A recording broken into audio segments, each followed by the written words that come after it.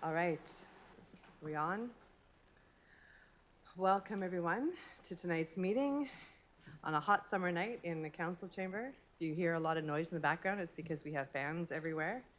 I'd like to just start off by recognizing that we're on the unceded territory of the Cowichan Nation, and that in this room there are different views, different ways of expression, different emotional intensities, and different roads that lead to conclusions. May we combine clarity of mind with kindness of heart, and may we be impartial without bending to strong personalities. May we sacrifice self-interest for the good of the whole, and may we do our work with love and clarity of vision for the benefit of those that we represent. And with that, I will call this meeting to order, and I'll welcome Councillor Capps online. And I understand that we have a late item this evening. Ms. McWilliam. Thank you, Mayor Staples. We have a late item. It's Rotary Park Riverbank erosion gravel removal for consideration as item 7.9. Okay, thank you. Do we need to, I guess, move that with the agenda? Be approved as amended to include the late item. Councillor Duncan, second. Councillor Newington, any questions of staff? All those in favor? Motion carries. And we'll move on to the adoption of minutes from June 23rd, 2025, that they be adopted as circulated. Mover and a seconder, any discussions? All those in favor? Motion carries. And we'll move on to you, Mr. DeVertai, for the report of the Chief Administrative Officer. Thank you, Mayor Staples. So just touch on a few items. The Gibbons Reservoir relining, the contract for construction has been awarded. Work is anticipated to start in September, which is outside of the dry months. The automated solid waste collection, the carts have now been manufactured and staff are waiting on delivery. We're anticipating them later this week. And then delivery of the carts to each residence is anticipated to occur across the month of August. The start date has been set for September 9th. Just a detailed information brochure will be delivered with each set of carts, and public information is available at bigconversations.duncan.ca. And further information and facts will be added to will be added during the rollout period. There are sample carts for the 100 liter, which is the gray garbage ones, and the 240 liter recycling containers, the blue ones, in the front foyer of City Hall, available for viewing by residents during City Hall opening hours. And when available, the 240 similar sized green ones for the sample cart for the organics will be available in the foyer as well. The 561 Dobson Road, which was, the council adopted the bylaws for that on June 23rd. A development permit application will be considered at the staff level, and that's for a mixed-use building with commercial space on the ground floor, a childcare facility, and 69 residential units. And this is an affordable housing development that's awaiting funding confirmation from BC Housing.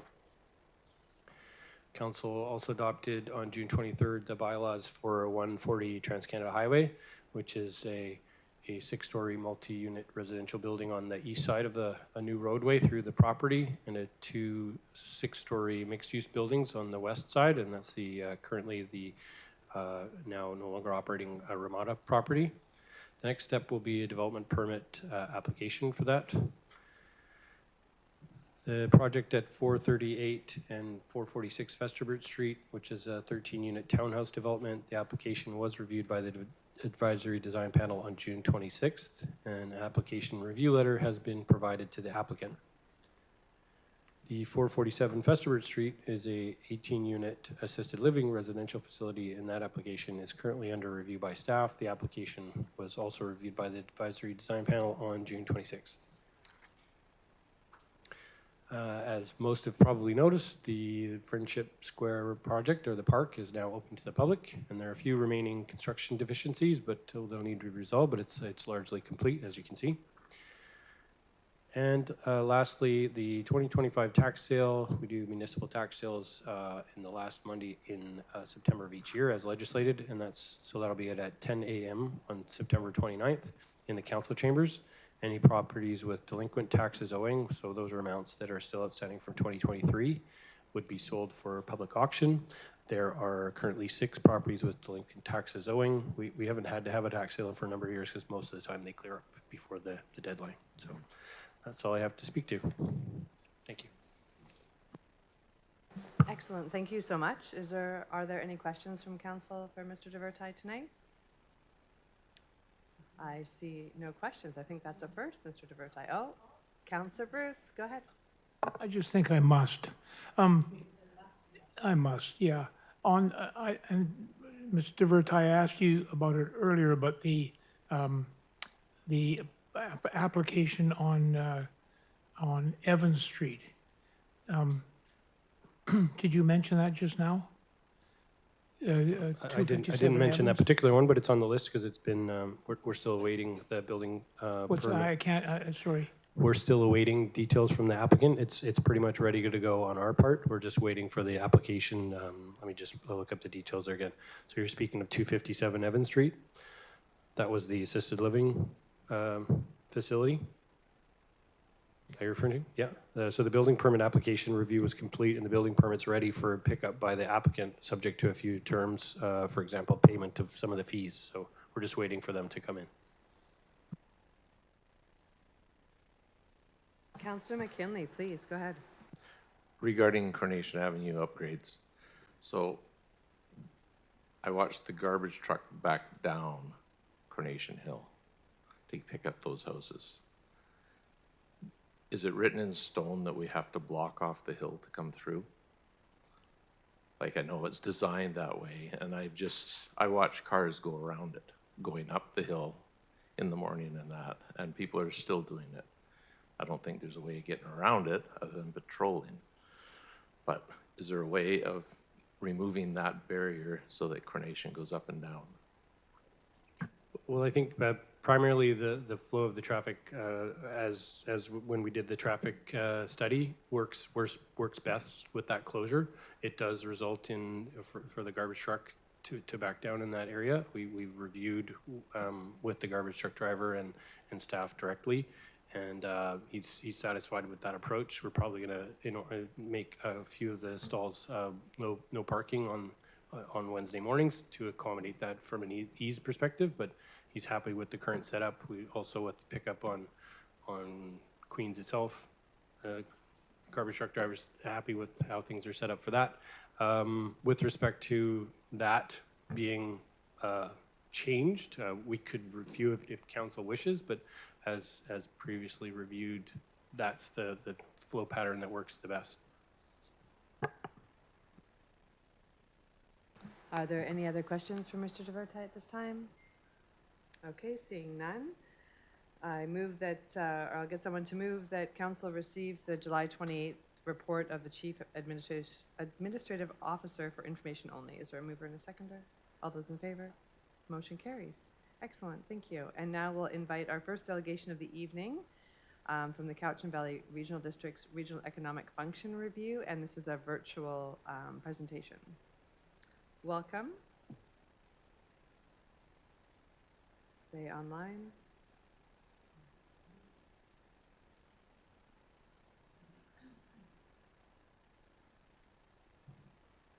We're just getting a couple of tech things set up here. We'll just be a moment.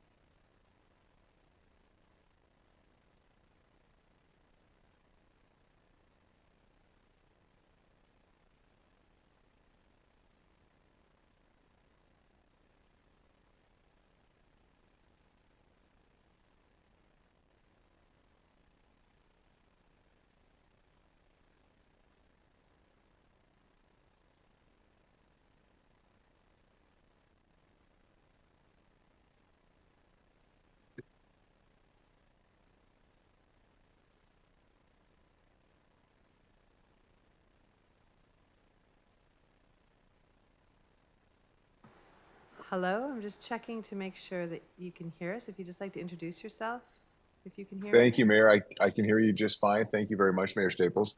My name is Alan Neilson. I'm a consultant who works with, in this case, with the Cowichan Valley Regional District, and I am doing for the Regional District a review of economic development Cowichan. I do have some slides to share with you this evening, Mayor. Would you like me to begin? Yes, please, and welcome. Thank you very much. I'll start off just with a bit of an outline of the presentation I would like to give this evening. And I'll mention that I am doing a study, as I mentioned, of economic development Cowichan. And this study is being done for the Regional District Board.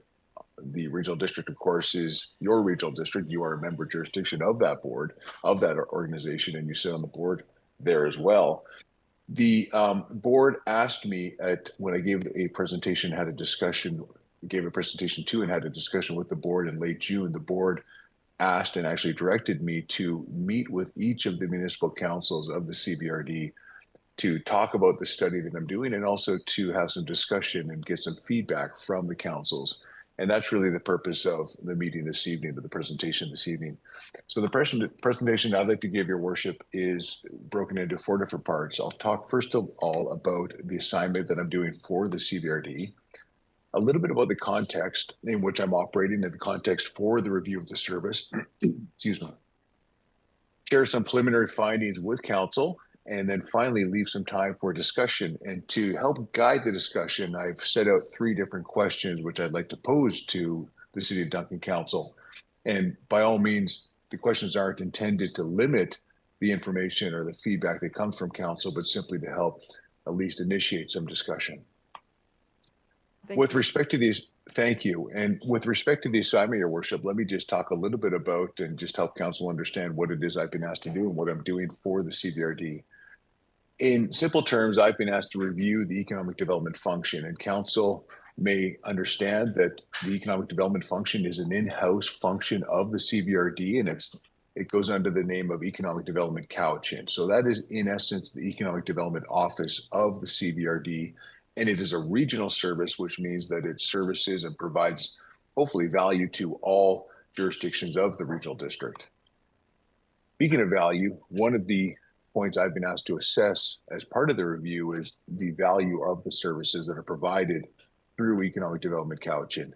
Value can be more and tends to be more of a subjective understanding. So I'll be asking the City of Duncan Council for its or for your views with respect to the value you get or perhaps don't get from the service.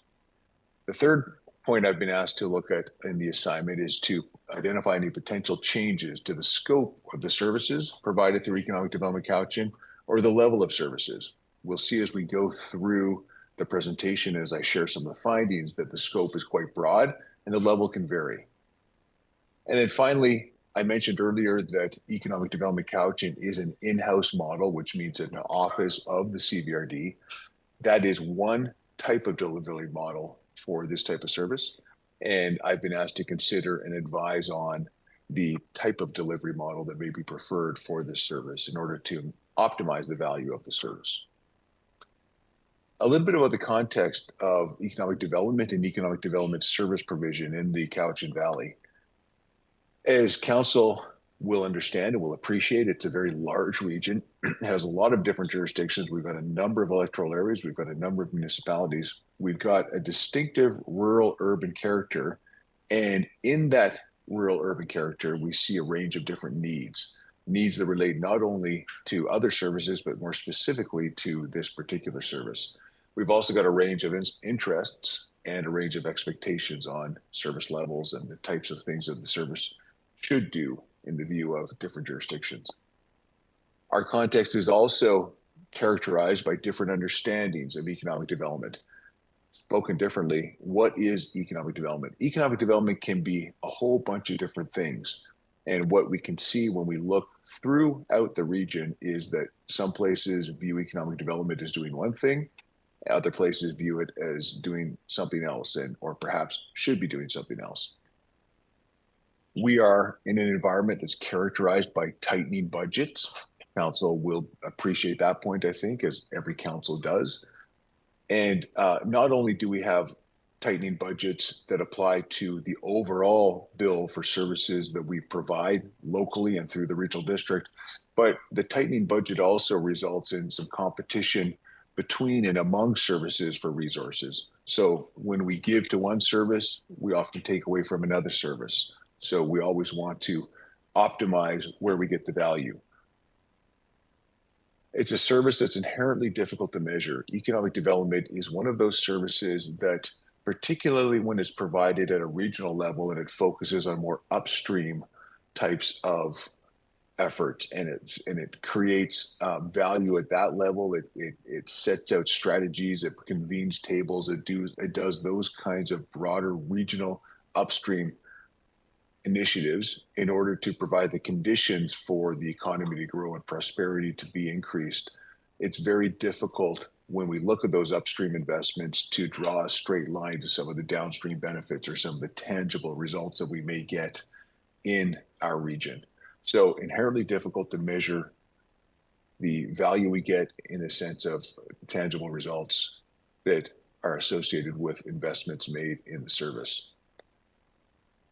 We have a context that is characterized by a limited service, both in terms of size and number of employees and the size of the budget. So our budget for economic development Cowichan is about $750,000. On top of that, this service does apply for and at times receives grants to assist with specific projects. But the overall service for a region that size is quite small. There are about 3 employees in the service, give or take. When we translate it into FTE, it's a little bit different. But it's a smaller service in terms of budgets and in terms of numbers.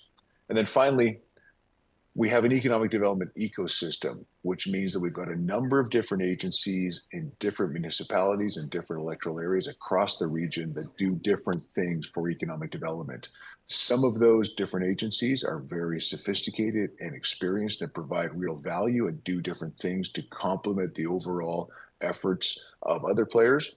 Other agencies may be less experienced, less capable of doing certain things at this point in their evolution. And so we've got different capacities of different agencies, all contributing to what we may call the economic development service ecosystem. Your Worship, I'll go on and just talk a little bit about some of the findings, and I will mention these findings come from interviews that I've been doing for the last few months with members of municipal governments in the region, with electoral area directors as well, and then with a number of different agencies and their representatives that are active throughout the Cowichan Valley. So there's been many different interviews, and also with the review of many different documents and materials from economic development, some of which have been created by economic development and some of which have been created for economic development. So all of that taken together, plus some comparative research looking at regional economic development services in other jurisdictions across the province, have allowed me to kind of identify different themes. And so I'll share some of those by way of findings here. The first is that we see throughout the region with the different jurisdictions that comprise Cowichan Valley Regional District, we see considerable uncertainty around what it is and what it does. The current scope of services for economic development Cowichan is quite broad, and different people in different jurisdictions feel that it does one thing, others will view it as doing something else. Some are a little bit unaware of what it does at all. And so we see that there's some opportunities there to tighten the scope and to really communicate it a little bit better. On the whole, we find the directors and also the jurisdictions that those directors represent, in the case of municipalities, have felt a less than optimal role in participating in the setting of priorities for the service and giving direction for the service. Council may be aware that economic development Cowichan, like many services, is guided by a strategic plan, which sets out priorities, sets out directions for the organization to pursue. There is a new plan that is in the process of being developed right now. That plan, as that process, has involved a number of workshops and opportunities for directors and for governors and decision makers and other stakeholders in the region to provide input into the overall priority setting process and the ultimate plan. We've heard from a number of directors and from municipalities that they don't feel they've had adequate input into the setting of those priorities, and that's problematic. We have a broad scope of services at the regional and the local levels, and there's a need to tighten the focus, and that's my view, at least, tightening the focus. When we think of economic development, as I mentioned, alluded to at least a little bit earlier, referred to a little bit earlier, when we have economic development at a regional scale, we tend to focus on very upstream initiatives that attempt to put in place the conditions for economic growth to be able to occur, for investment to be attracted to a region. When we look at a more local level, it tends to be more hands-on, on the ground, meeting with local businesses, understanding the concerns of local businesses, working with municipal councils to find ways that they may assist businesses. So we have these different levels of services, a very broad scope when we take them together. And what we're finding with economic development Cowichan is trying to be too much of both, trying to focus both on the regional and trying to include also the local. And so there may be a need to tighten some of that focus. Excuse me for just one moment, Mr. Neilson. Yes. I'm just gonna take a moment. We just have to see about getting a resolution passed to extend the delegation time, because there's a lot of information that's very relevant to the city, and we just want to make sure that you have time. So it's been moved by Councillor Duncan, seconded by Councillor McKinley. All those in favor? Motion carries. Thank you, and please proceed. And I apologize, Your Worship. I was told that we had 30 minutes, so I think I might have eclipsed your typical delegation time. No, I should have done it at the beginning of the meeting, so my apologies. Okay, not at all. It's not at all. Okay, thank you very much. So picking up then on the local versus regional level, we see what we've heard, or what I've heard at least through my interviews, is there is support for that regional economic development. That is that upstream, broader types of things that may relate to gathering knowledge, to providing strategies, to convening tables, to providing intelligence to different jurisdictions and to agencies that may be looking to invest in the regional district or in the regional economy. Those kinds of functions, there tends to be support among the various participants in the region and different bodies that interact with and rely on economic development Cowichan. Less certain in terms of support for those local, on the ground activities that tend to be better left to local agencies, whether those be chambers of commerce or business improvement agencies, or in the case of some municipalities that are involved directly with economic development, their own economic development offices. We have in economic development Cowichan different areas of focus, and we have those laid out in our current strategic plan, and there are new areas of focus, some of which are extensions of the existing areas of focus in the draft strategic plan going forward. When we look at our different sectors, there's strong support for some cases, for some sectors, and agriculture and agritourism stand out as being very strongly supported. Others have less support. So the tech sector, for example, seem to get less support among the participants in the Cowichan Valley. I talked about the importance of certain types of functions, so that intelligence, that knowledge generation, that knowledge gathering, the advocacy. So how do we, one way that we set conditions for investment to occur and set conditions for growth to result is by advocating for the regional district, for the regional economy in the interests of the different participants in that economy to other groups of decision makers, to provincial governments, to federal governments who have levers in place that can be manipulated to benefit the Cowichan Valley in terms of investment. So we see that advocacy, we talk about coordination of different activities because we have a large ecosystem of different players, as I mentioned, so convening tables and so forth. Partnering. One thing we heard from different First Nations economic development agencies in the Cowichan Valley Regional District area was the importance of partnering. We heard that as well from some of the municipalities. All of those things seen as important, all of those things seen as areas in which Cowichan Valley economic development, or the Cowichan economic development, could make a difference. Oversight and integration. This relates more to the delivery of the service and the model that we choose for delivery. So when we think about it being a regional district service, we have the regional district organization with all of its different service areas.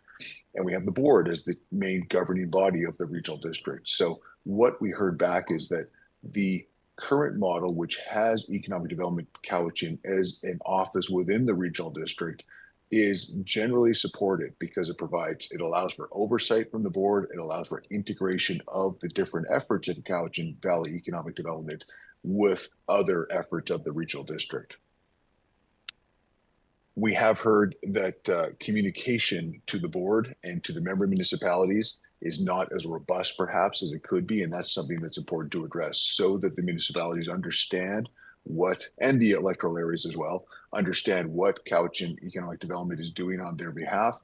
And then the board understands exactly what is being done by way of work programs, progress being made, and can provide ongoing oversight and direction. And then finally, and then I'll pause and move on to some discussion, Your Worship, but finally is when we think about barriers to economic development, what we're talking about here is the idea that economic development Cowichan can do certain things and can do some things very well, and that's very good to hear. What we're also finding, however, is the view that in spite of the efforts of the Economic Development Agency, there are some barriers to economic development that work against the efforts of the Economic Development Cowichan. So those barriers, for example, may be along the lines of policies that are put in place that don't promote economic opportunities in parts of the region, or approval processes for development applications that could be more streamlined perhaps than they are at present. Those kinds of barriers, the view being that before we start to worry too much about economic development Cowichan, let's take care of some of those other items and bring those barriers down so that economic development Cowichan, as we set it on a new course, can really be positioned for success. Your Worship, I'm just going to put forward, if I may, a couple of questions, not to limit discussion, but simply to hopefully prompt some discussion and perhaps even guide some discussion. And then I'll pass it over to you, perhaps to facilitate some of this. But the first one is, do you feel, and that is, does the City of Duncan Council feel that economic development Cowichan provides value to the City of Duncan? The second is, what are the types of activities on which economic development Cowichan as a regional service should be focusing its resources? And then third is, what do you see as the agency's role in the economic development ecosystem? So what should it be doing? Where should it be focusing its energies to best benefit the region and the City of Duncan? And does it provide value to the city? And I'll pause there, Your Worship. Thank you so much. So I'm going to turn to council to see if there's any of these questions or other questions that you would like to explore right now. So I'm just going to give everyone a moment. That was not a call for the moment to be over. Your Worship. Michelle? Go ahead, Councilor Well, Newington. one of the questions that I have is, you're asking what type of activities on which the Economic Development Cowichan as a regional service should be focusing on. My question is, are you thinking more on the lines of bringing small industry to the valley? Or what is it that you're looking for ideas on in that regard? Sure, thank you very much, and through the mayor to Councilor Newington. I think what we're getting at more there is the idea that one of the results will be bringing different kinds of industry to the City of Duncan, to the Cowichan Valley. That's great. When we think about the activities to make that happen, they could be at a more traditional regional level. So, for example, we could look to economic development Cowichan to create tables that bring together community futures, that bring together the City of Duncan, that bring together different First Nations economic development agencies, provincial agencies, BIAs, and chambers of commerce to a table to say, how are we going to coordinate in this area of advocacy? How are we going to coordinate on this particular program?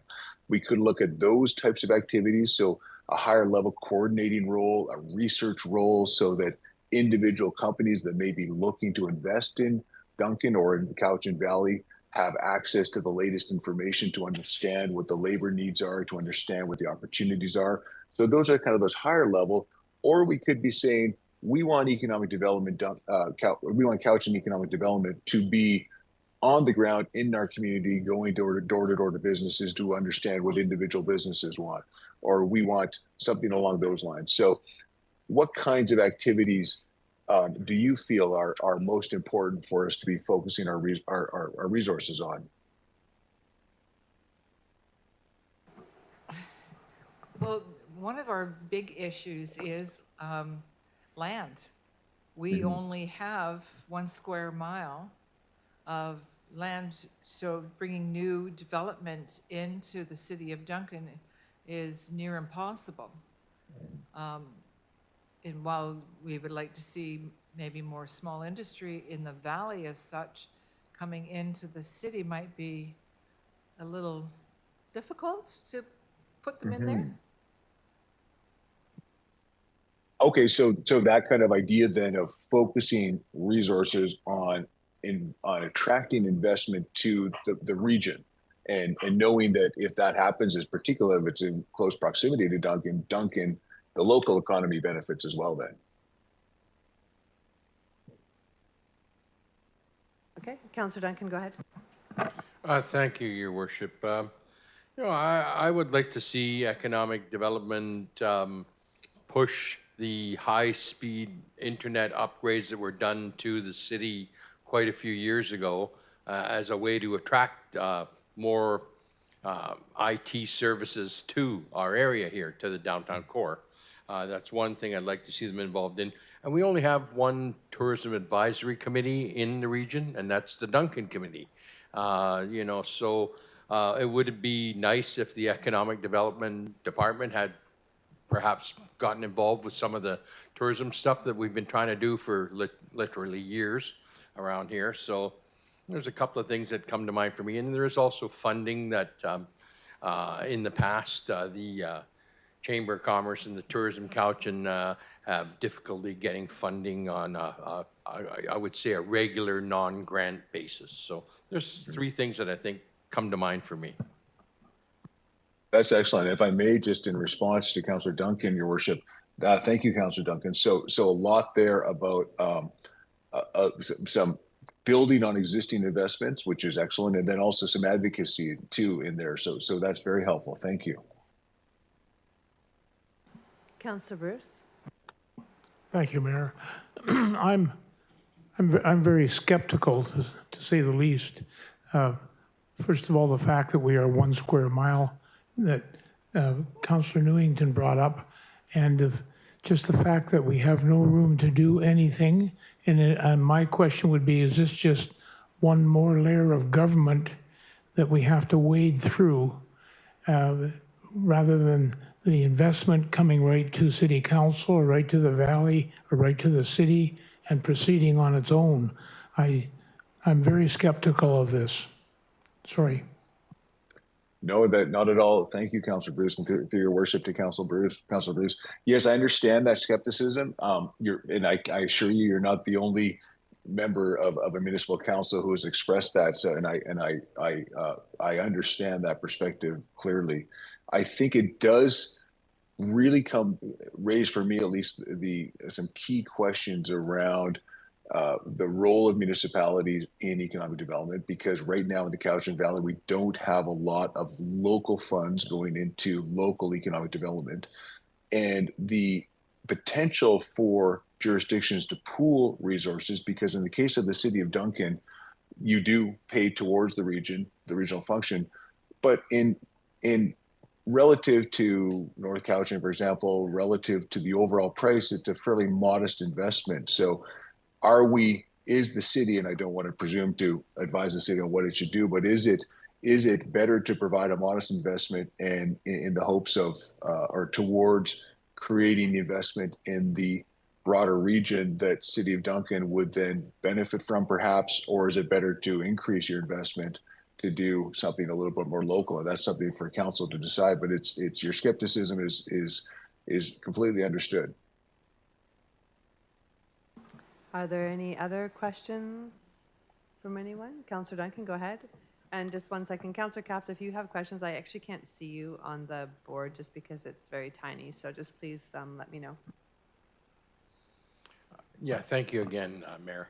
Another thing that comes to mind for me is transportation in the valley right now. Obviously, you're aware of a transportation dispute that we have.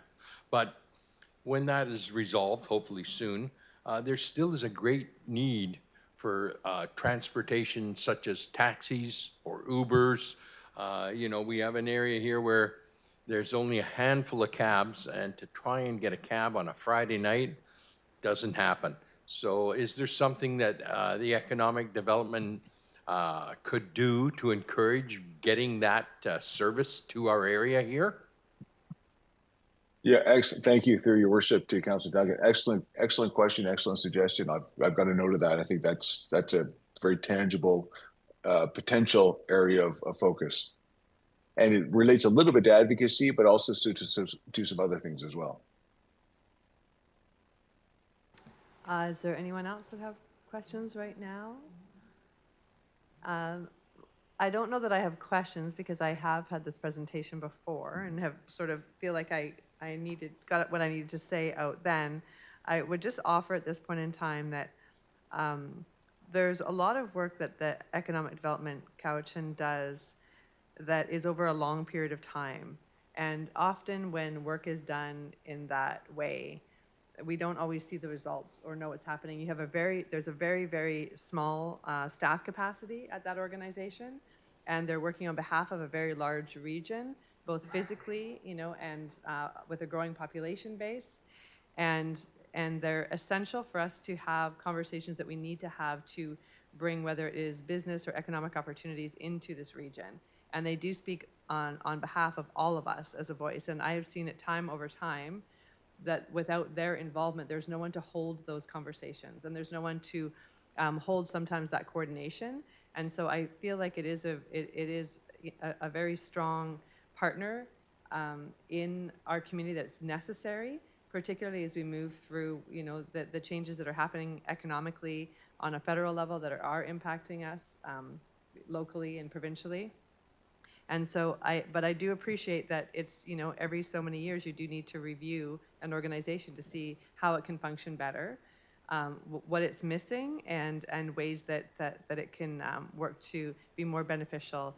And I think to help the partners understand the necessity and importance of something like this function. So I'm very supportive of Economic Development Cowichan, and I look forward to see, where this goes and how this unfolds into the future to give us, the best tools and that we can have as a region working together, for the various things that will help strengthen our economy. So thank you for your presentation and for the work that you're doing on behalf of the region and the city. Thank you, Your Worship, and thank you in particular for those closing comments. I think you've hit the nail on the head, so thank you. I appreciate the opportunity to speak to council. All right, and I will not introduce the next one. I have conflicts on a financial level with some of the people that are involved in this organization, or this project, so I'm going to recuse myself and pass it over to Councillor Duncan. Yeah? No? Councillor Bruce. Councillor Bruce, you're in charge. I'll be back. Somebody get me from the hall.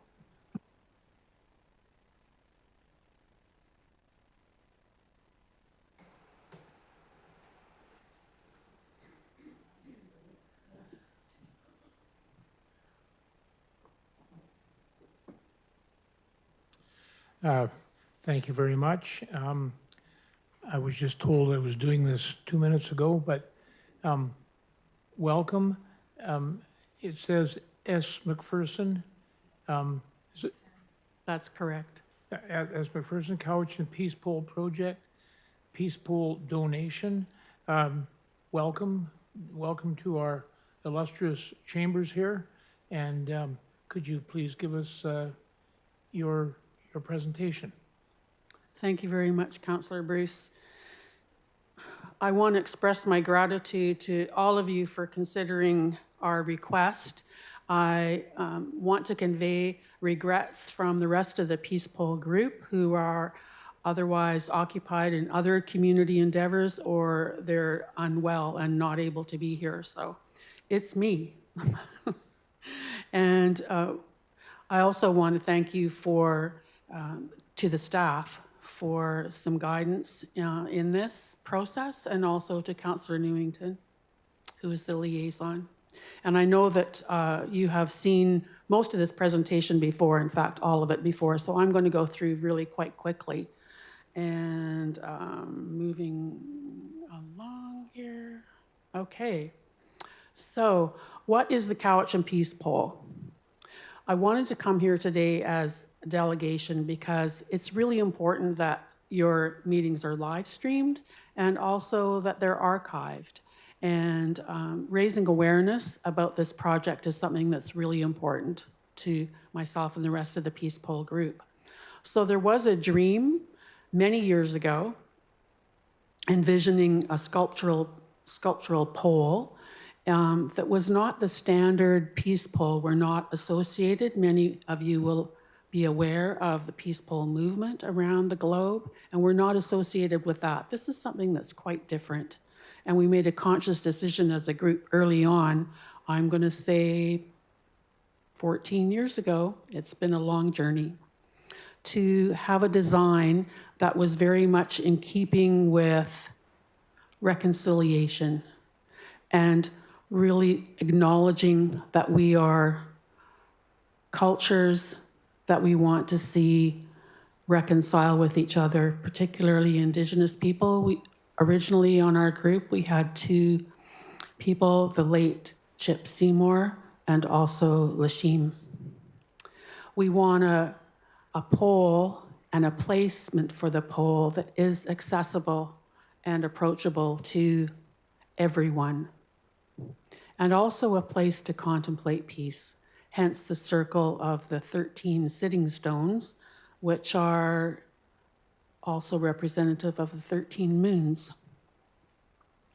The dream initially came from Joan Gillett, who was on this council, and I want to acknowledge that I appreciate that you have 3 different documents in your package, and that was the report from the local government management intern, and also that you have a drawing of the peace pole and its dimensions, as well as the letter that we sent to the city of Duncan about a week and a half ago. And in that, it outlines about Joan's role. And the second point there talks about buddies, embraced her vision. There's a group of us who have been getting together for over 20 years. Sometimes it's around action, sometimes it's just around deeper conversation, but this particularly was around the idea of having a peace pole in our community. And so sadly, when Joan passed in 2017, we lost our leader, but she handed it off to the rest of us. And so here I stand representing 4 other people and myself. So the pole now, which you see a photo of it from a few months ago, has been designed, has been created using incredible craftsmanship of 2 welders in particular. The artist, Glenn Patterson, is just so impressed by what these 2 young men were able to create. And so Versatile Technologies in Chemainus has been storing the pole for us, and we are incredibly grateful to them for doing that. So who are the members and the supporters? Glenn, as I mentioned, is the artist, and there's myself. Judy Braden, who you may know from the Cowichan Valley Arts Council, has been very active in our community in that regard, and Joanne Circle as well. And similarly, Karen Thorington is with the Rotary Duncan. And then Carol, Councillor Newington, thank you for your guidance through this process. And across the bottom there, you'll see a number of different supporters. The city of Duncan, quite a few years ago, actually made a donation of $5,000, which has enabled us to pay a modest fee to the artist and also to storage for the peace pole itself at, in Chemainus there. And Hillside is contributing the gravel, and Versatile, I mentioned, is storing the pole. Rotary City of Duncan, or pardon me, Rotary Duncan has contributed $5,000, which is very generous of them. And McNutt has just come on board with donating all the sitting stones. So we're really grateful to all those supporters. I think I don't even have to explain the importance of peace right now, not just in our community, but around the world. And so we see this as a place potentially of contemplation. It's very much the right time for this pole. And we've made a promise to Joan that we are going to place the pole. So what we're asking of you as councillors is permission to place the pole in Centennial Park. It's a little bit hard to see on this slide, I understand, but there's an orange circle there, and that's approximately where potentially the pole could go. And that's between the entrance off 2nd Street and 3rd Street. We have been in touch with the Public Works Department, and so they assure us that placement there would not be a problem with any infrastructure. So we are asking for permission and also to the community for further donations because we'll need some engineering guidance for the pole placement as well. And we ask all of you to hold the vision of peace and the pole being there. And there we go. I think that's the end. And thank you very much. If you have any questions, I'm happy to answer. Yeah, thank you, Sandy. And if anybody does have any questions, now's the time.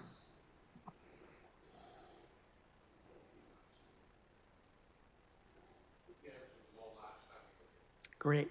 Thank you very much. Well, thank you again for your presentation.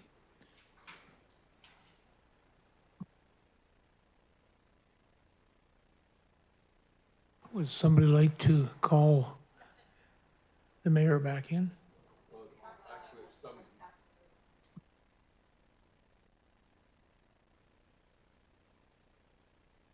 Pardon me.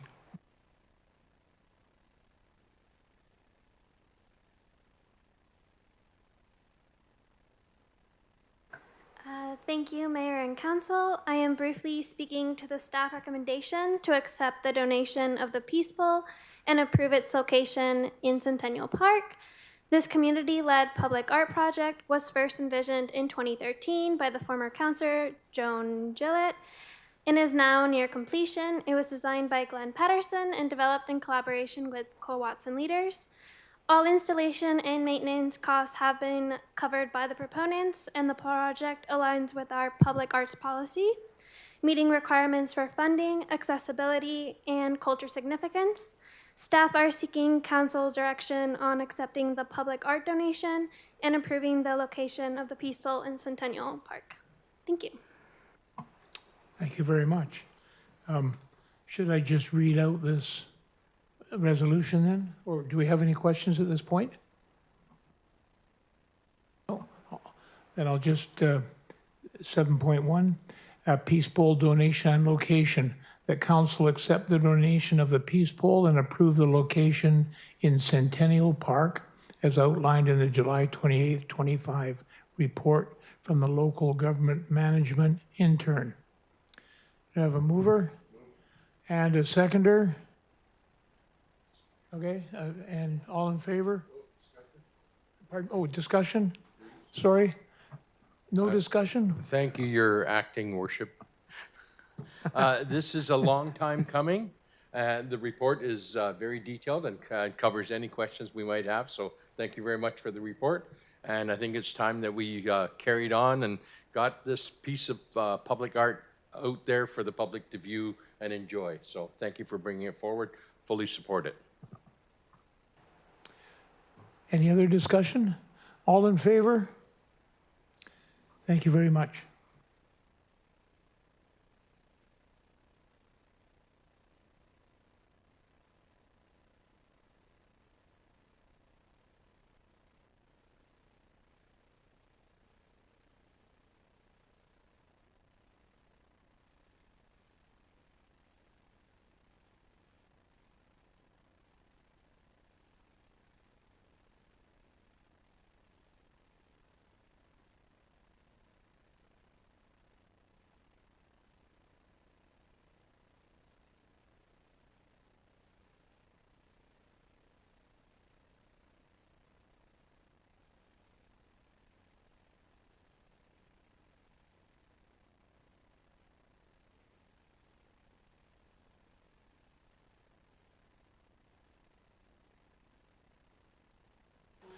Ms. McWilliams, what number is the new piece going in? We have a late entry. What number is it? So item 7.9.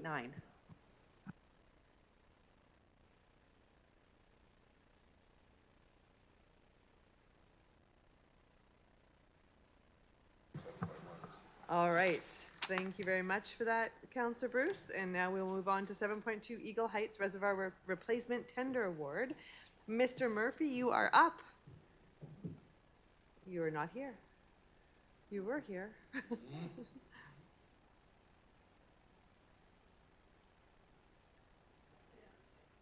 Okay. We'll just take a minute. Okay, we're gonna take a 3-minute break.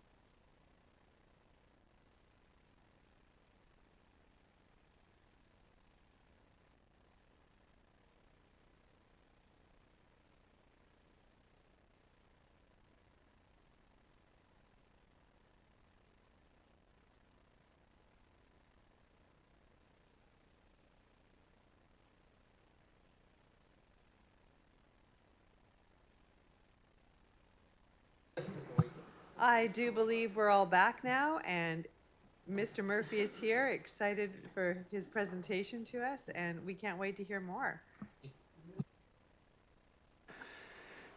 Good evening, Mayor and Council.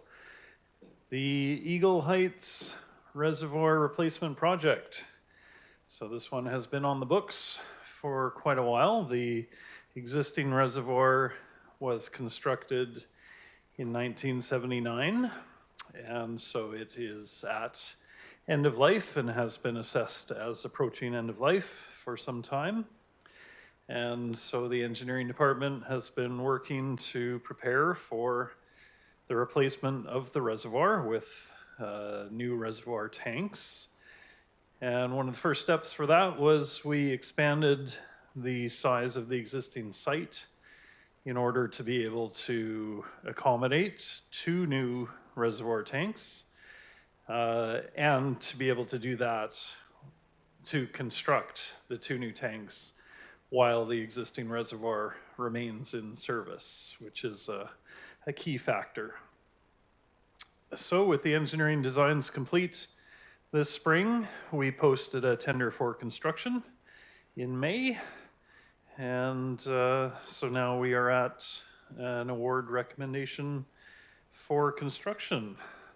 So we received, when the tender closed, we received 9 formal bids, and all quite interesting in that these bids were all within a narrow range, which is a good sign for pricing and for the construction industry and construction pricing in general.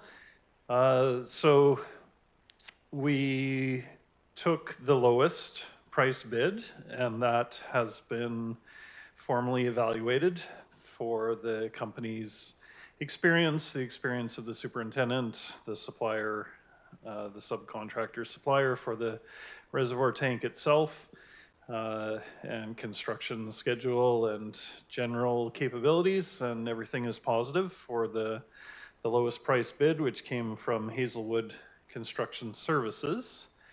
And the bids were made up of 2 components. There's the base bid and there's the optional work. And so the base bid is for the construction of the first new reservoir tank and associated piping, and is a higher cost than the second tank, which is the optional work. The first tank is a higher cost because of all the site preparation and all the piping that goes in that will essentially service both tanks will go in at one time, along with the first tank. So the base bid covers the installation of the first new reservoir tank and associated infrastructure. The optional work covers the potential installation of the second new reservoir tank at the same time. However, we only have sufficient budget to install the first tank at this stage. We have applied for grant funding from the Canada Housing Infrastructure Fund to hopefully and potentially fund the optional work, the construction of the second tank. But we're still waiting on that grant determination. The timeline for the grant announcements should line up such that if we are successful, we can proceed with the second tank at the same time as the first tank. But if we're not successful, then the project is fully sufficient for constructing just the first tank and the associated works with that. And so there's nothing lost. Some efficiencies, they would be slightly more efficient to have both tanks come in at the same time. But if we don't receive the grant funding, then it's perfectly fine. We have sufficient funding to install the first tank now, and then to take our time and accumulate capital towards the second tank and come back at an appropriate time in the future. So there's nothing to risk. It would just be overall preferable if we could install the second tank at the same time. But it's perfectly fine to just proceed with the first tank.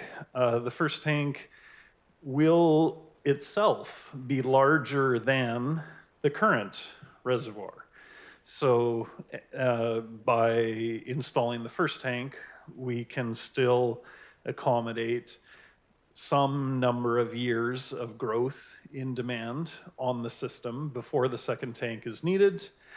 And if we're in a pinch, we can always bring back the existing tank back into service in the future, in a future year, if for some reason the second tank is delayed. But there's no reason to be concerned about that or to think that scenario will even need to happen. So for right now, we're asking for the contract award to fund from our capital budget to fund the installation of the first tank, which includes site preparation and associated piping and all that. And in terms of budget, So we have the base bid amount of 2.25 million, construction contingency of 10%, construction management and project oversight, which brings us to the total funds required to complete the first tank right now is 2.56 million. In terms of budget available, we have just over 2 million in the existing approved capital fund. And then fortunately, we have two categories in 2026 that had additional funds for this project. And all we need are essentially to confirm those funds now. We don't even have to bring them forward to 2025 because this project will extend into 2026. So they're already in the 2026 capital plan.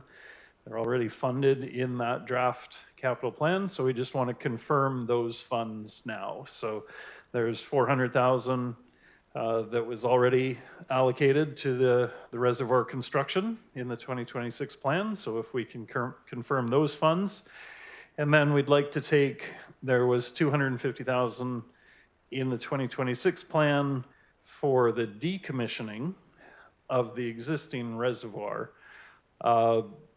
We would like to instead put those funds to the construction of the new reservoir, and there's no risk or loss in not taking away the existing reservoir at this time. We can come back to that again at some point in the future, and it provides a bit of a backup option should we need to use that old tank again for some reason. So there's no opportunity lost by reallocating those funds, and they will be essentially for contingency anyway. So we don't know if they'll actually be needed, but when we move forward with the project, we want to have all the funds lined up. So if we can approve those two 2026 budget items, then with the funds remaining, we will have more than enough to cover the costs of construction right now. So council's been asked to approve the contract award based on the tender results and approve those two budget allocations. And then in terms of schedule, the construction timeline's anticipated to be around 5 months, and preparation would start right away if all of this is approved. The existing reservoir will stay online and in service, so all water in the areas that are served by the reservoir will continue to come from the existing tank. There'll be no disruption or change in water quality whatsoever.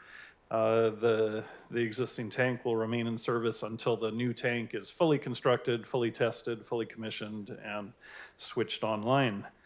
There will be construction noise for the neighboring properties, which is unavoidable. The site itself is in the CVRD, and so we're working on the building permit from the CVRD. And then the contractor and engineering consultant will work together to deliver the project. Excellent, thank you. Are there questions from council? Councillor Duncan and then Councillor Bruce. Thank you, Your Worship. Yeah, just a question on the 400,000 and the 250,000. That's money that's already in our reserves. There's no additional tax burden next year. Through the mayor to Councillor Duncan, yes. So all of the funds come from the water utility, so there's no tax impact at all. The water utility is funded by water usage fees and rates, and the two capital approvals and allocations that we're asking for are already in the 2026. They're already in the 5-year financial plan, so they're fully funded in that sense. There's nothing new being added on, and so there's no impact to water usage rates as a result of these two changes. Excellent. Councillor Bruce, go ahead. Thank you, Mayor Staples. I see Hazelwood Construction, and then the second one is Stone Pacific. And if we were just doing the first tank, Stone Pacific beat Hazelwood in their bid.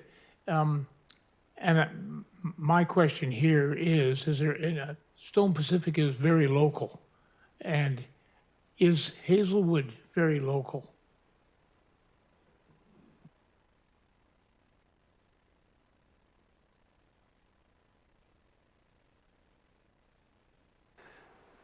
Through the mayor to Councillor Bruce. So yes, the evaluation is based on the total bid price, which is the base bid plus the optional work, as we do have a reasonable possibility that the optional work will go through as part of this package if the grant's successful. So the evaluation was based on the total bid cost, which is the base bid plus the optional work.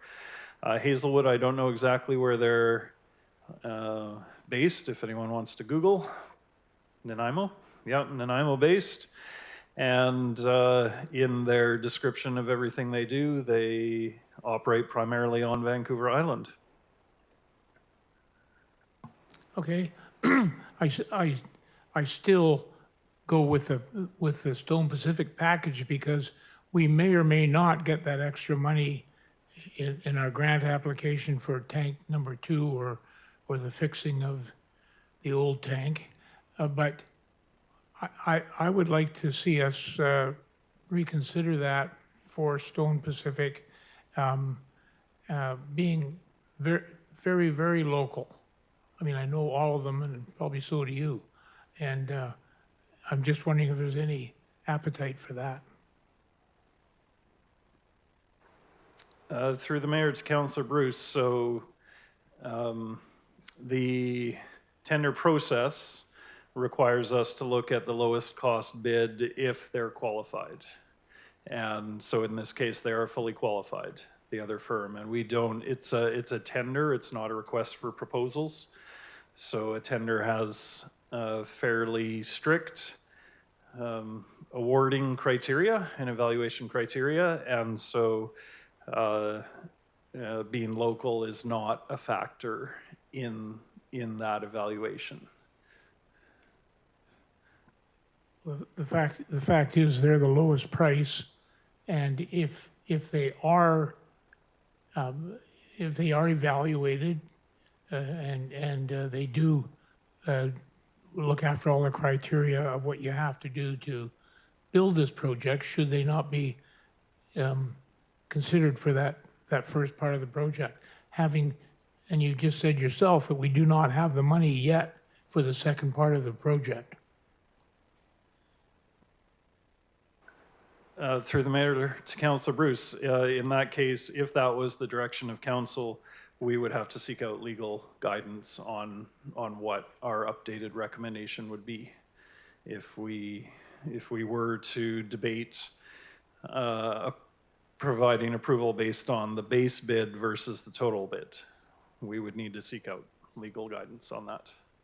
Thank you. Mr. DeVerte would like to add something. Yeah, we can do that if council wishes. Just want to point out that if we are successful, which we, as Brian mentioned, we're feeling quite good about that particular grant application, but the difference, including the optional work, means that it's the Stone Pacific bid is about $25,000 or less than that difference, about slightly cheaper, but it's over $100,000 more, including the optional work. So it's quite a big difference if we move forward, if we're able to move forward with the optional work, which is our hope and our preference, which is why the tender was laid out that way. But if you council, as a council, want us to go back and review that ability to go with the lower one, we can review that with legal counsel. Thank you. Are there any other questions or? Councillor McKinley, go ahead. So regarding the old tanks, you're going to take it offline after the new tank is the tank going to be full or empty is my first question when it's offline. Through the mayor to Councillor McKinley, my full understanding would be that it would be left empty. So you're saying that if something went sideways or whatever, we would put it back online. Why would we not just leave it online for the duration until the second tank is built? Through the mayor to Councillor McKinley, there would be a significant increase in controls and valving that would be required to have them both operate at the same time. I had originally suggested that approach, but what came back to me was there'd be additional valving and controls required, which would add to cost now, but can always be done later if needed. So it makes a lot more sense to wait until if needed. And the scenario, the probability of needing the old tank again is quite low. One more question. So you're putting a different type of a kiosk or system in for the new tank from the old system? Is that my understanding, though, as you explained, that taking the old tank and leaving it online, the system that's in there won't match what the new system that is going in. And that's why it would be the option that if you had to put it back online, then you would pay for the extra parts to get that done, correct? Through the mayor to Councillor McKinley, I don't know what the precise piece is that's different or that will be changing, but that's what was explained to me was there's some difference, some additional either controls or valving that would be needed to have both tanks, the old tank and the new tank, operate at the same time. And again, it wasn't significant. It was some tens of thousands, but it, again, didn't make sense to spend that money unless the scenario arises because it can be added in at any time. Thank you. Councillor Middlemiss, and then Councillor Duncan, and then Councillor Bruce. Thank you.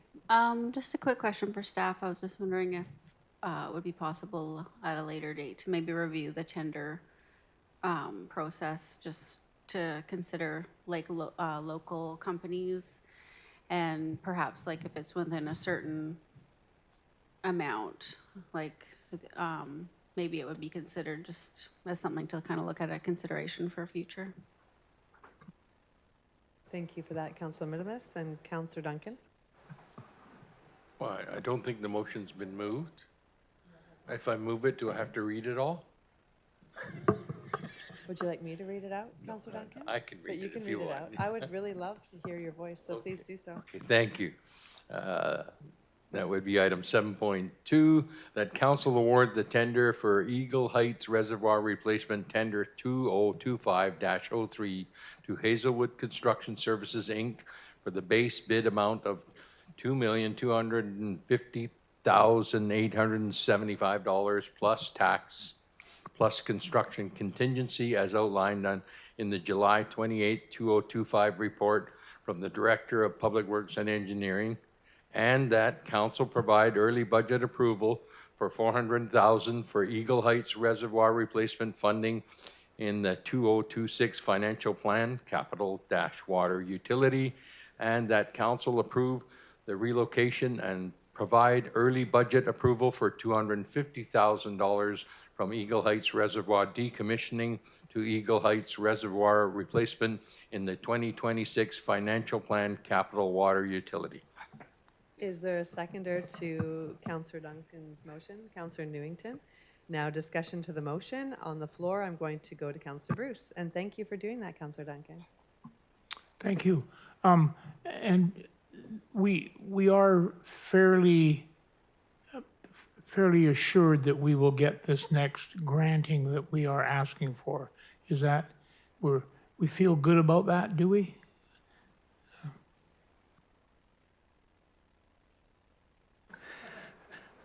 Through the mayor to Councillor Bruce, yes, in the sense that, so the grant is from the Canada Housing Infrastructure Fund, and a reservoir expansion. This is additional capacity. So this is a reservoir expansion, additional capacity that supports housing and growth. And so we feel, and multiple properties. So we do feel that the application has as good a chance as any. Why, thank you for that optimistic outlook. Is there any further discussion? Seeing none, I'll call the question. All those in favor? Motion carries. Thank you very much, Mr. Murphy. And we will move on now to Mr. Young to 7.3 road dedication at Bilmet permanent stage policy. You've got a tough act to follow. Hope you're up for it. Thank you, Mayor Staples. The purpose of the proposed policy is to provide guidance to the city's servicing officers on when dedication is or is not required at the building permit stage for new development. So the policy is attached to the staff report. The policy was last considered at the committee of whole level on June 23rd. And at that meeting, the committee directed that the financial threshold for new development be increased from 50,000 to 100,000. So that would be the trigger for requiring road dedication at the new construction stage. And then for interior renovations and tenant improvements, it's higher. It's set at 200,000.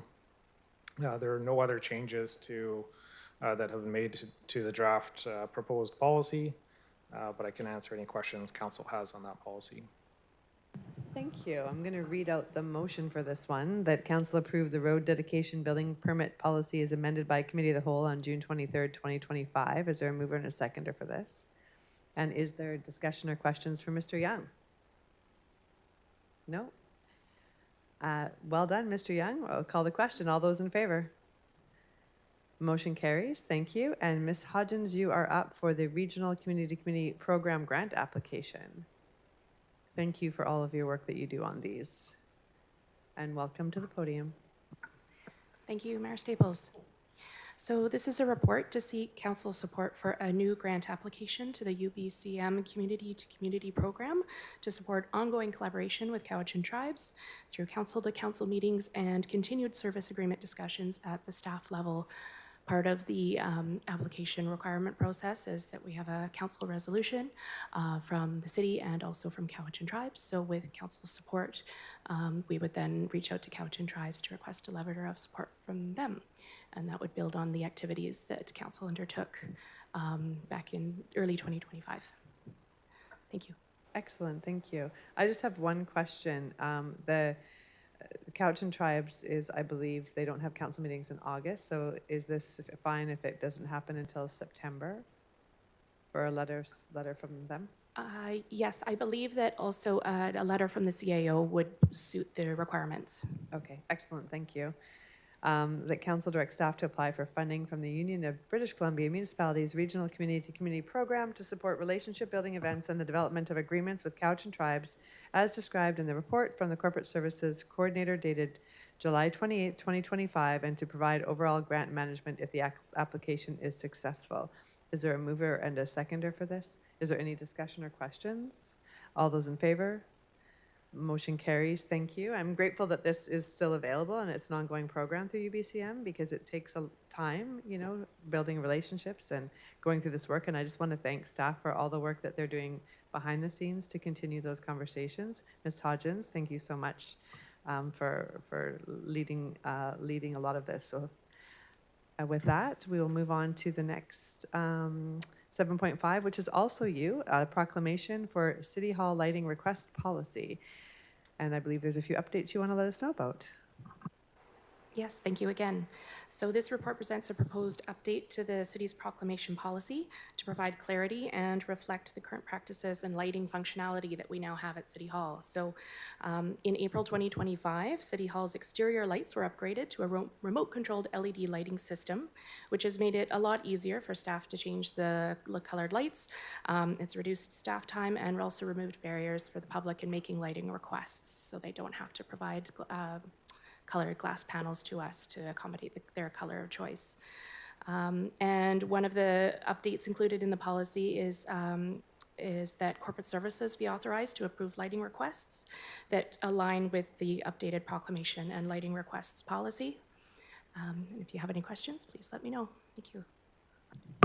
Thank you so much. So that council approved the amended proclamation policy retitled Proclamations and City Hall Lighting Request Policy is attached to the July 28th, 2025 report from the Corporate Services Coordinator. Is there a mover and a seconder? Are there any questions for Ms. Hodgins? Councillor Duncan, go ahead. Thank you. Yeah, I note in the report that it reduces the amount of notice that has to be provided to 2 weeks. You think that's going to be adequate? For a lighting request, it should be plenty of time for staff to accommodate. For the more than one staff person can, we have multiple people in corporate services that can respond to the request, and 2 weeks would be sufficient. One more. Maybe I missed it in the report, but is there a maximum number of days that we would leave a particular color up as requested, or some may ask for a month or a week or 2 days or? Through the mayor to Councillor Duncan. It's not specified in the policy. We do currently have in our Truth and Reconciliation March policy a 1 month light up. In September, we light up orange, and that is already established. So any lighting requests in September couldn't be accommodated because we're doing that. So right now, that is the longest period of time that we do a colored light up. But that is something we could add to the policy if council wishes. Thank you. Councillor Bruce? But 2 weeks does not allow council to, in some cases, does not allow council to respond to the request. So should it not be longer than 2 weeks, them having to request? Through the mayor to Councillor Bruce. So we have still maintained a 1 month notice for any proclamation requests. That is something that council would still decide upon. But similar to what we have with our flag policy, which for guest flags has been delegated to the CAO, we thought to lighten the load for council and that it would be easier to, you might consider delegating the lighting part of it to staff as long as it aligns with this proclamation and lighting requests policy. Thank you. Any other questions? Okay, I will call the question then. All those in favor? Any opposed? Motion carries. Thank you. And you're up again for a special event permit and field use request policy update. Thank you again. This proposed policy update seeks to create operational efficiencies for staff in administering the special event permit process, and also includes a housekeeping amendment to remove reference to the Downtown Duncan Business Improvement Area Society, which no longer manages City Square. So staff are proposed to amend the liquor service requirements in the policy to introduce a new liquor service form that will be required for events involving liquor service. And this should make staff's review process more consistent, and it will also provide clearer direction to applicants on the required provincial authorizations for liquor service. And finally, the staff have also taken this opportunity to include reference to the Public Performance Code of Conduct policy in the special event permit and field use request policy, just to make those conduct expectations more clear for applicants who are hosting a public event in the city. Thank you. Thank you for that. Are there any questions on this one? So I'll read the motion out. The council approve the amended special event permit and field use request policy is attached to the July 28th, 2025 report from local government, the local government intern. Is there a mover and a seconder? All those in favor? Motion carries. Thank you again. And you are free for a few moments, and we'll move over to Ms. McWilliam for the Duncan Farmers Market license fees. Thank you, Mayor Staples. We are seeking direction on bringing forward a financial plan amendment to be in receipt of the license fees paid by the Duncan Farmers Market and to allocate those funds to the Building and Bylaw Services Department. As council is aware, the DDBIA is no longer managing City Square, so we're revisiting the agreement that we have in place that used to be a 3-party agreement. It will be moving forward with a 2-party agreement between us and the DFM. And once that's finalized, the fees will be paid to us rather than going to the BIA. So we're just looking for direction on where to allocate those fees. Thank you. Are there any questions on this right now from council? Councillor Duncan, go ahead. Just a question around this agreement with the, directly with the farmers market and the city now. I think I asked this question before, is there a dispute resolution mechanism built into this policy in this agreement, because I don't really want disputes to come up to council. I think they can be resolved before that point if there is a dispute resolution method. Thank you, Councillor Duncan.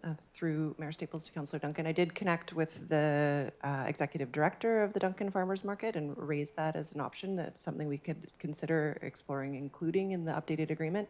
Her suggestion was that the board itself is functioning very, very well. The market has evolved over the years, and they have got to a place where there isn't regularly any type of dispute that would need our intervention. So I don't see that being something that we're going to need to include in this go around, but if it ever were to be something that happens in the future, we could definitely revisit it. Thank you. So that council directs staff to bring forward a 2025 financial plan amendment to include the receipt of the license fees paid by the Duncan Farmers Market for the remainder of the license of occupation term 2025 to 2027, and allocate the funds to the Building and Bylaw Services Department to increase staff capacity. Is there a mover and a seconder? All those in favor? Oh, sorry, Councillor Bruce, go ahead. I was just, what Councillor Duncan was saying for the dispute resolution. I'm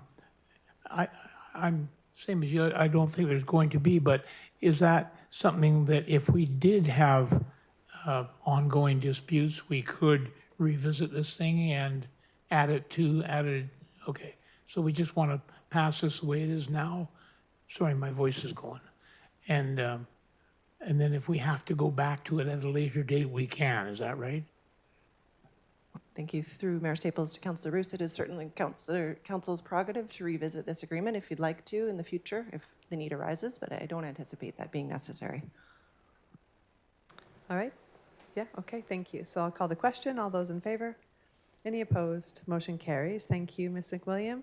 And Mr. Murphy, this is we're just receiving the summary of building permits, June 2025 report. Oh, sorry, no, I jumped ahead. Your name is up too high. So this isn't you, you can relax. Report from the building inspector for information only. Is there a mover and a seconder? And are there any questions or concerns about the report? All those in favor? Motion carries. And now, Mr. Murphy, you're back for a new addition to the agenda this evening, the Riverbank erosion gravel removal. And I don't know if anyone else has noticed, but it seems like there is so much more gravel in the river this year. It's unbelievable. Over to you, Mr. Murphy. Good evening again, Mayor and Council, and apologies for a late item. I know it's never ideal. This project is very alive at the moment, and we're up against deadlines and lots of complexities with permitting through the province and other things going on. But so this is to request council award of the contract to remove the gravel from the gravel bank that has formed across from Rotary Park. And I'll walk through how we get to the recommendation. And but back to the beginning, the portion of the riverbank in Rotary Park and the riverbank pathway was eroded away during the November 2021 atmospheric river. And so recognizing this erosion of the riverbank and potential future concerns for the dike itself, if the riverbank continued to erode, we began to review and assess what options could there be for the future to protect, to prevent more erosion of the riverbank and to ultimately protect the dike. And so we did a first assessment with Northwest Hydraulic Consultants, who are expert consultants on the Cowichan River. And from that first assessment and recommendations, they helped submit a grant application for 2 streams of work to help come up with plans to protect the riverbank and protect the dike. And so we were successful with that grant award last year, and that's under 2 streams of work. So this What we're here for today is the second stream, but the first stream, category 1, that work is also ongoing. So we received the grant award last year, and so in the background, NHC is busy working on evaluation of potential civil works that would protect the dike for the long term. So that's an options analysis. What is the best option, the best way to reinforce the riverbank in this area in Rotary Park to protect the dike for the long term? So that's a report that's coming, it's being worked on, and that's happening in the background. The second stream of work, which is separate, is to actually remove gravel from the river, from the gravel bed that has formed directly across from the area where the riverbank washed out. And so the understanding being that gravel bank did at the time of the atmospheric river and continues to divert flow to the north directly into the area where the riverbank has eroded. And so if the gravel bank continues to build up and we get another high flow event, it will channel high volumes of water again to this eroded riverbank area. So the grant application, and it was successful, was to actually go in the river and remove gravel from this gravel bank to buy more time for the other stream of work for methods to protect the dike and that riverbank area for the long term. So it's a temporary solution. The gravel will build up again and does build up, as Mayor Staples noted, in the river at various locations, and this is one of them. But it is an important and helpful step to take now, is to reduce the amount of gravel in that location and reduce the amount of water being redirected against this vulnerable riverbank. So that grant application was successful. That award was for $286,000, and that amount included $111,000 for design, project management, environmental permitting, consultation, survey, and construction management by NHC. And so that work's happening, and that leaves $175,000 as our budget to remove the gravel from the river. And so they've been busily working, and it's been many steps in terms of environmental permitting, consultations, both with Cowichan tribes and with North Cowichan, and getting the scope of work ready to remove gravel from the river this summer. And there's a very narrow window, only from mid-August to mid-September, with all of the fisheries windows. And so one of the last steps remaining was to get a quote for work from a construction contractor, and we approached directly the Cowichan Development Corporation, KDC, and we approached them directly because they are wholly owned by Cowichan tribes, and working with them specifically was part of the funding application for the grant in the first place, and continues to be part of our commitment to the province under the umbrella of consultation and approvals from Cowichan tribes. So having a wholly owned construction company owned by Cowichan tribes is essentially a commitment that has been made as part of the grant application process and the permitting process under the umbrella of Cowichan tribes consultations, and categorically needing Cowichan tribes approval to do this work.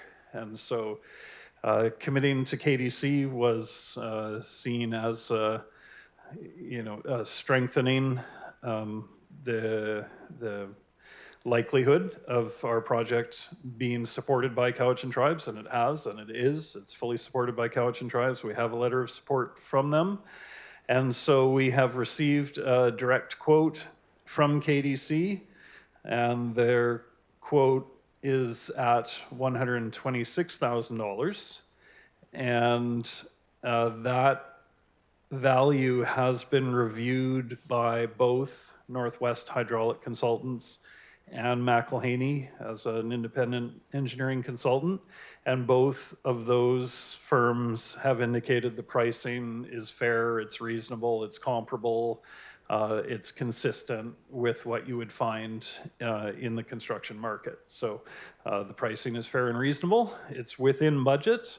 So 126,000 plus an estimated $10,000 for, they have to manually remove knotweed from the gravel bar. And then construction contingency leaves us at approximately $150,000 out of the $175,000 we have available. So the budget's good.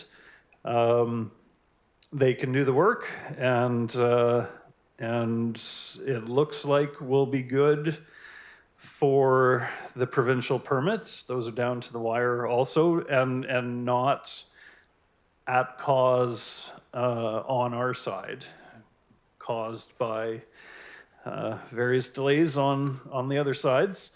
But so with council approval to award this work to the Cowichan Development Corporation, we should be able to line up the work for a very narrow window between August 15th and September 15th. The work itself, the trucks and the equipment will access from the south side dike, and we have approval, a letter of approval we've had consultations with, and we have a letter of approval from North Cowichan to use their dike.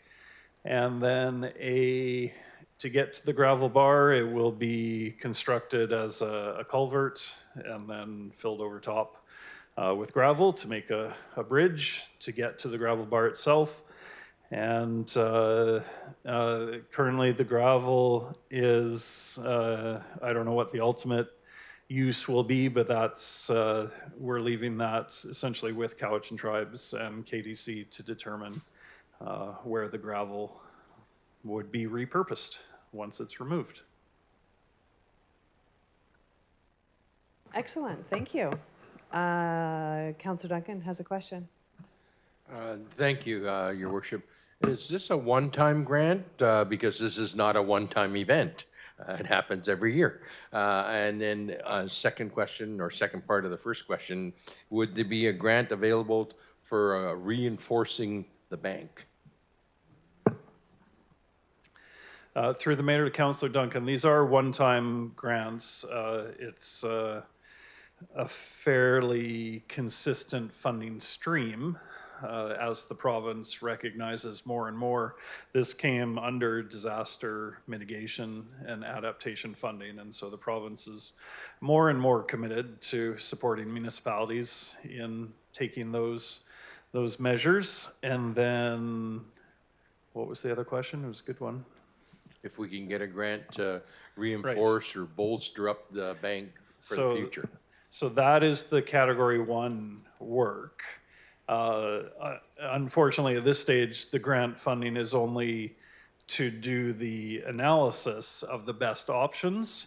But once we have those recommendations, then that positions us to much better chance of success for applying for a grant to do the actual work.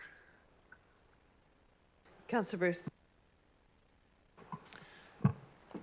I agree with this more or less, but this is a slippery slope when we're going and giving somebody a contract without asking anybody else to bid it is, in my view, a very slippery slope. And I know all the pieces fit in on this particular project, but and it's not huge money. It sounded very reasonable to me as far as a price, but the fact that we are doing it without asking for other quotes on it, if we're leaving $50,000 on the table, the taxpayer is getting gypped. But at any rate, that's all I wanted to say. Slippery slope. if I can, through the mayor to Councillor Bruce. So absolutely, that's why that's why we very specifically compared the costs to construction industry standards right now. So we're satisfied that this pricing is consistent with what you might get from open quotes. And at the same time, just a reminder that this is fully grant funded, all of it, all of the costs are fully grant funded by grants from the province. So there is no direct impact to taxpayers. And if I recall correctly from the report that you read, the grant application did have KDC listed as the partner that we would be working with within this project. So it was actually part of the grant application. Thank you. Councillor McKinley, go ahead. The 2,300 cubic meters of gravel, so they're going to take it out of the river and then they're just going to stockpile it and use it for whatever, that's the object of this? So it won't be just put into a landfill.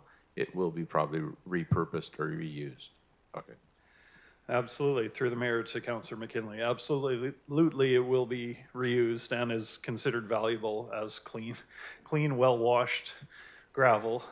So yeah, definitely not landfilled. It will be repurposed and find a final home. Councillor Capps, did you have your hand up? No, my apologies. I was yawning. No offense to Mr. Murphy. Thank you. Just checking. Councillor Bruce, go ahead. Is there any way that the gravel can be stored close by for the refilling of the other side of the bank? I know it's going to have shot rock probably put in there, but this would be a good filler.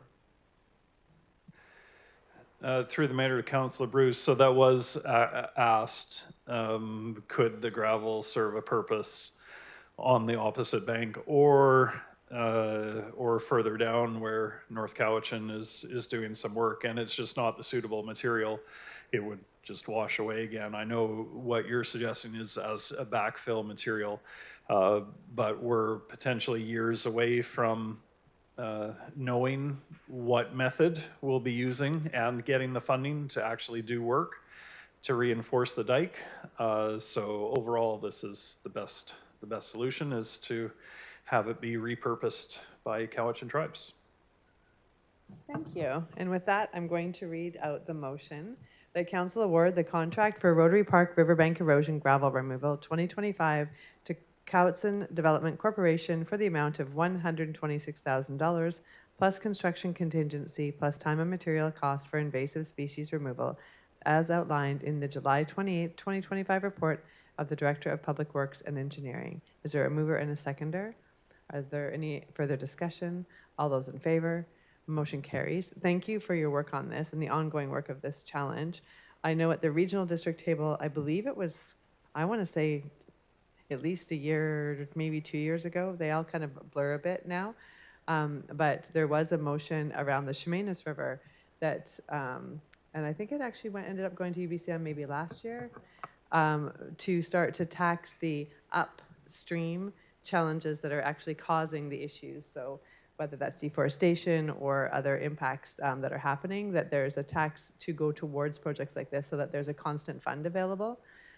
Because it is not happening down here. It is happening up higher. And so hopefully we will be, I make another move to petition the government more on that moving forward, because it's an ongoing challenge and one that's getting far worse in the past couple of years.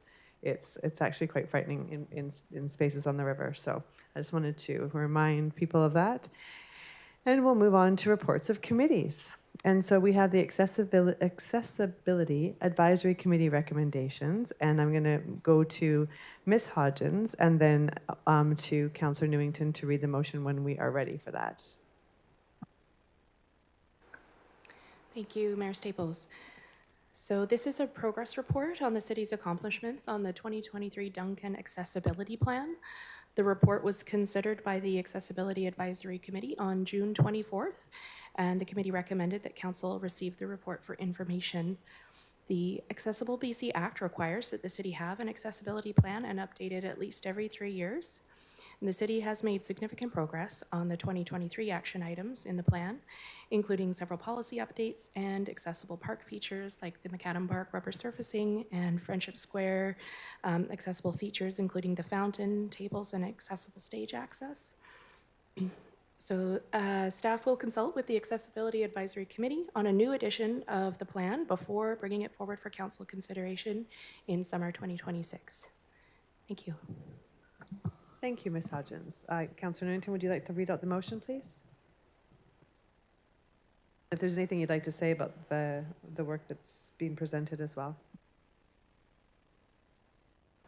Thank you. We have some very active members on the Accessibility Committee and with some great ideas, and everybody is very enthusiastic. The one interesting thing that I did discover at the scooter rodeo is that our committee is definitely more active than other cities' committees. So we give us all a pat on the back that we have this committee and that it is quite active. And with that, I will read out that council received for information the June 24th, 2025 report titled Duncan Accessibility Plan Progress Update from the Corporate Services Coordinator. Do I have a mover in this? You certainly do. Can. A second. Okay. All those in favor? Thanks. Thank you. Thank you, Ms. Hodgins, and thank you, Councillor Newington. And we'll move to bylaws, first, second, and third reading. The Works and Services Amendment Bylaw, that Council give first three readings to Works and Services Amendment Bylaw number 3158.03, 2025, a bylaw to make miscellaneous amendments related to the types of infrastructure to be provided, highway standards, minimum water main size, and minimum sidewalk width. And Mr. Young, would you like to speak to this? And do I have a mover and a seconder? All right, Mr. Young, over to you. Thank you, Mayor Staples. So Council has directed staff to do a comprehensive update to our Works and Services bylaw, which we're currently assessing the best approach to completing that comprehensive update. In the interim, staff have identified several more sort of immediate needs to address deficiencies in the Works and Services bylaw. So that's the overall intent of the amendment bylaw. And just briefly, there's sort of five components to the amendments. The first deals with the scope of the types of works and services that are required. And this is primarily as a result of updates to the Local Government Act last year to broaden the scope or the types of infrastructure that the city can require in its roads. Just to read it out here, so it's B, C, and D on page 140 of the council agenda. So that includes amenities, including benches, seating walls, public art, drinking fountains, community bulletin boards, bollards, bike parking facilities, directional signage, parklets, decorative and permeable pavers, and waste disposal and recycling containers. Transportation infrastructure that supports walking, bicycling, public transit, or alternative forms of transportation, including traffic calming measures and crosswalks, and sustainable design features that provide for energy and water conservation, reduction of greenhouse gas emissions, and climate resilience. So all of those items are not going to be required in every instance, but including this language in our bylaw enables us to require those features where appropriate. The second deals with the highway classifications and road dedication widths. So currently the bylaw refers to certain tables and specifications that aren't actually in the bylaw. And so the amendments would replace those provisions with new provisions that say the classifications and dedication widths will be in accordance with the city's transportation and mobility strategy. The third component is to amend the minimum width of sidewalks. So currently there's a range ranging from, I believe, 1.5 to 2.3 or 2.4 meters. And again, to match the city's transportation and mobility strategy, the recommended amendment is to change the minimum sidewalk width to 2 meters in all instances. And the fourth component is to increase the minimum diameter of a water main to 200 millimeters. So currently, which is an 8-inch water main, currently the minimum standard is 6-inch. But to this comes from a recommendation from our engineering staff based on recent water studies and fire flow analyses that are done as part of new development. So the best practice and to achieve those minimum fire flow requirements for new development, which this bylaw is intended to address, the recommendation is increase the minimum diameter from 6 to 8-inch water mains. And the last is just an administrative change to the title of section 7. So currently it says practical design considerations. Normally you wouldn't have considerations in a regulatory bylaw, so the recommendation is to change that title to design requirements. Excellent, thank you so much. Are there any questions for Mr. Young? No? Councillor Bruce, go ahead.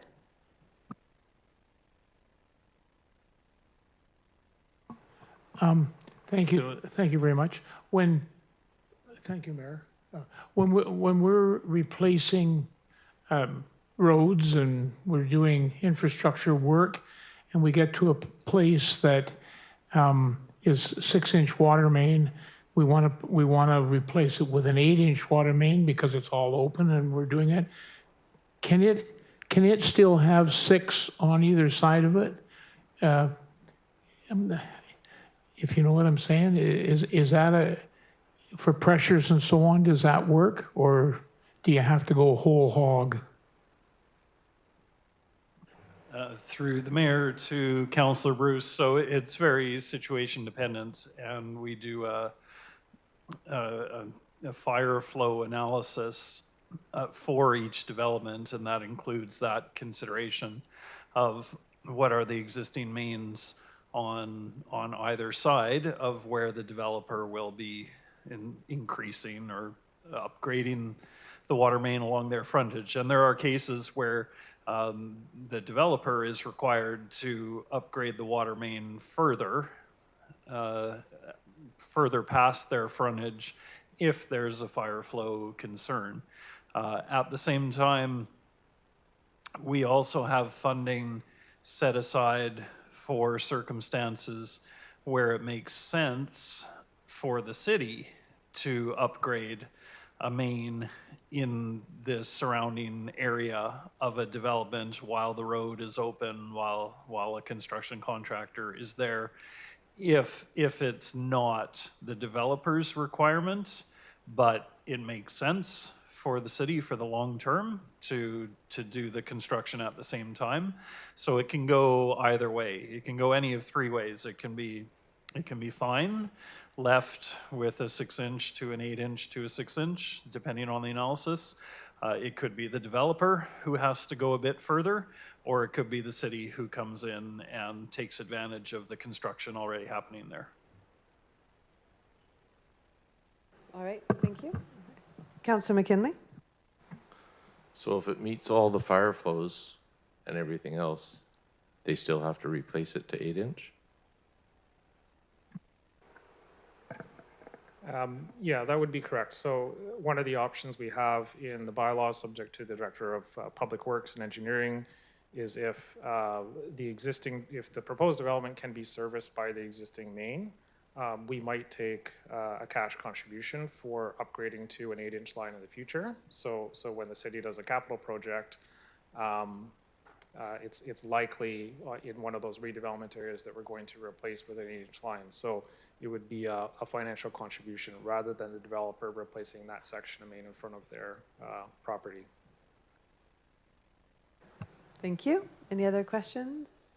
Seeing none, I'll call the question. All those in favor? Motion carries. Thank you, and thank you for all of your time and attention to this, Mr. Young. And we'll move to curbside collection bylaw.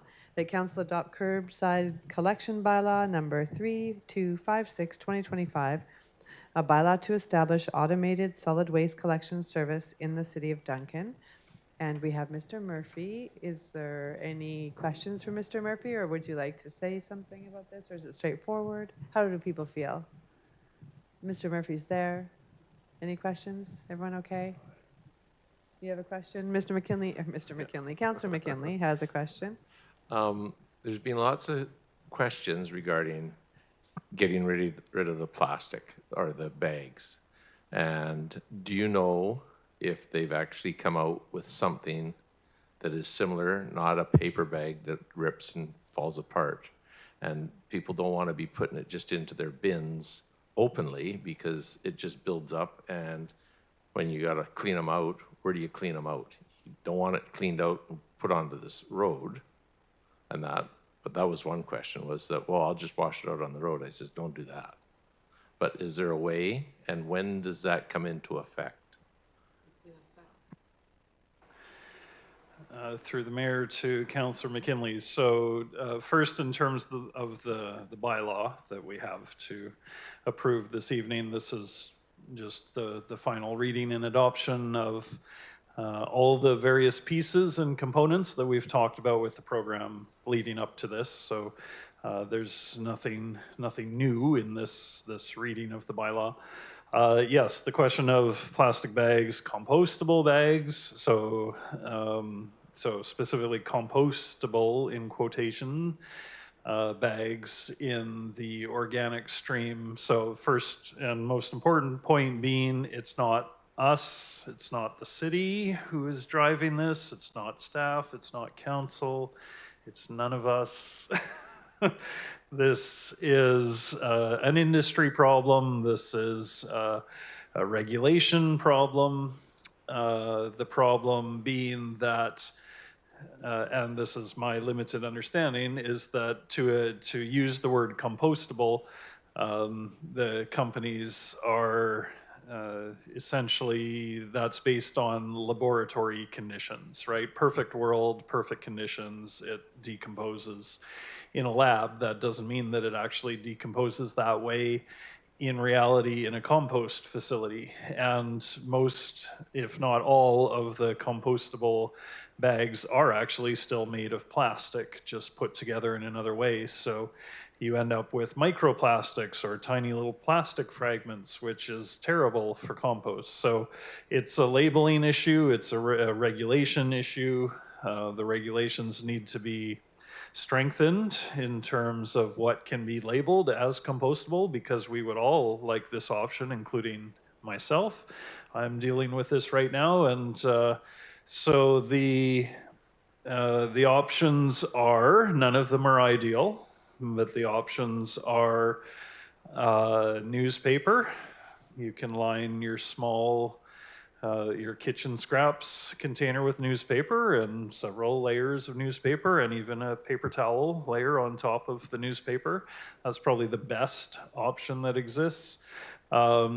If you have small paper bags from another source, from your takeout containers, etc., you can use those. You can cut them up and use them as liners if you have to also.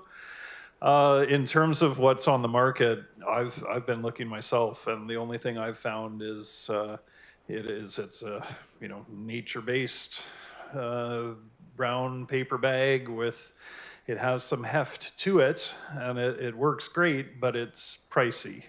And so we know that not many people are going to be able to take that on. So there's nothing ideal about this. It is technically in effect already. Already, supposedly compostable bags are not permitted in the receiving facilities, and this is again under regulations that have nothing to do with the city or the municipalities. Fortunately, all the municipalities are in the same boat. Just some are more transparent about it than others, and we're being transparent just because of this transition.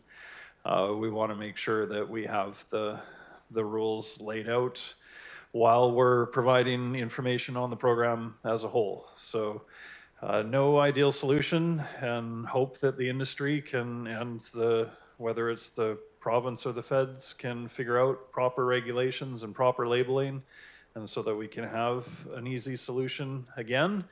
In the meantime, appreciate everyone's cooperation and coping as best we can in terms of washing out the containers. Yes, that's another complication. Definitely not in the road, definitely not in a storm sewer, storm grate, on your lawn or in the backyard. If you have dirt, is the ideal location. There are some companies, I don't know if they operate regionally, but there certainly are in Nanaimo and Victoria, and they may come here, that will clean and sanitize your cart. They have trucks, and they'll take your actual wheeled cart and clean and sanitize, but we can't promote specific businesses. I just know that they exist. Councillor Middlemiss. Thank you. Yeah, I just thought I would mention, I live in North Cowichan, so we've been doing this for a while, and I know some people have issues, but personally, I've found just like putting some yard waste in the bottom and putting stuff on top, I haven't had any issues, and with my containers really not that bad. I also, sometimes I've heard also some people are freezing their scraps until the day before kind of thing or whatever and putting it. So just, I think it takes a bit of playing around with, but change is hard. So it's, but yeah, I haven't had any issues with it. So. Oh, Councillor Newington. Thank you.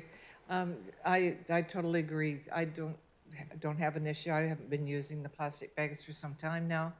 And other than it does smell a little bit because of the summer heat, the sun bangs down on it. Other than that, but I am getting a lot of questions from folks that want to know what's going to happen to their old garbage cans. And I said, stand by. Through the mayor to Councillor Newington, there's a very helpful article in the Cowichan Valley News from Mr. Robert Barron today. It appeared on the website, and so the same question was presented to North Cowichan. So lots of people asking, what can we do with our old garbage cans and yellow bags, I guess, and various things. So again, no ideal answers there as well. We are hoping, and the newspaper article speaks to this, that the CVRD, I believe it's the CVRD, is trying to work with the plastic recyclers on the Lower Mainland, to if they can accept old plastic garbage cans, and then arrange a collection day where people can drop them off. And so we're hoping we can piggyback on that. We're hoping that CVRD or North Cowichan will coordinate something that we can, partner with. And in the meantime, and in the information brochure, we do outline some suggestions for how to reuse them, if you can repurpose them on your property, whether it's storing, materials, pet food, rainwater, if you can use them as part of your yard work. We also hear that there are some community groups that are interested in, for whatever reason, in receiving quality, used containers that are in good shape. And so, perhaps posting on Facebook, or if those groups want to post on Facebook and make an offer to receive various things. But yeah, again, it's not an ideal solution. We hope to be able to partner with the others to offer an option. But yes, reuse if you can. All right, thank you for all that. So I'm going to, I see no more hands, so I'm going to call the question on this curbside collection bylaw. All those in favor? Motion carries. Thank you, Mr. Murphy. And now we are going to move to Mr. DeVerti for the last fees and amendments bylaw. Over to you.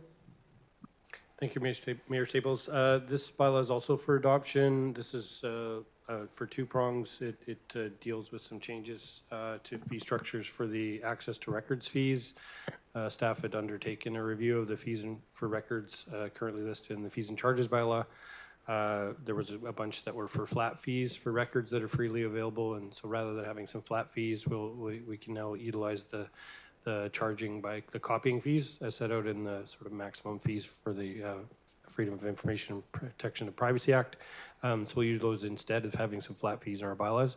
But the primary purpose of the bylaw being before you was to update the fee structure for the automated curbside collection, because now the ability to, or the need for some folks to have access to a second cart if their volumes are in addition. So there is a new fee for if a person wants a second, or a household wants a second cart for garbage and recycling and so on. So the fees were for an additional garbage cart would be $70 per year. Organics, I believe that's per year. Yeah, that's per year. And for an additional organics bin would be $97.08, and then the recycling cart was $40.70, and there was going to be an application fee of $20. The other change to the fees regarding to solid waste was to increase the additional can charge to $5 from the current $3, and that's to incentivize folks that are, if they're doing it on a regular basis, to shift to a sort of the set automatic weekly amount for garbage, which would be $70 for the year, and then for the 26 collections. So that's really all that's before you for adoption now, because you'd already given 3 readings at the last meeting. Excellent. So that council adopt fees and charges amendment bylaw number 3212. 2025, a bylaw to update garbage, recycling, and organics collection fees and other miscellaneous amendments. Is there a mover and a seconder for that? Any discussion or questions? All those in favor? Motion carries. We'll move to a proclamation request that council proclaims September 2025 as Childhood Cancer Awareness Month in the City of Duncan. Is there a mover and a seconder? Any discussion? All those in favor? Motion carries. That council provide a letter of support for the Cowichan Historical Society's application to the Heritage Legacy Fund 2025. Is there a mover and a seconder? Is there any discussion or questions? All those in favor? Motion carries. Are there any council members who wish to make a report this evening?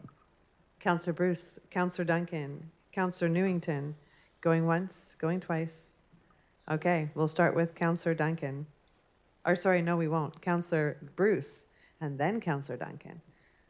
Over to you, Councillor Bruce. Thank you. I just attended the rodeo, the seniors, the scooter rodeo. Yeah, there were no cows. Scooter rodeo, and I'm going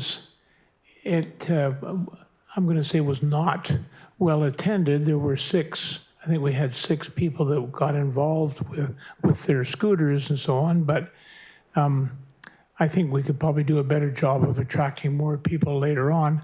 One thing that I would say to them, if we're going to do such an event, is to have an area where there's some shade, because we were out on the parking lot out here for some hours, and it was it wasn't too hot a day, but it certainly could lend itself to be a real cookhouse out there on the parking lot. So I attended that, and I also attended the funeral for Don Dawes.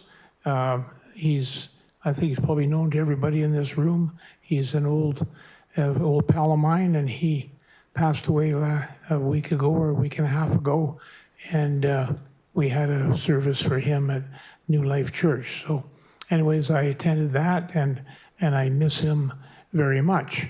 He used to totally annoy me from time to time, but I miss him very much. So, and he did run for council one year, way back there, probably in the 80s or 90s.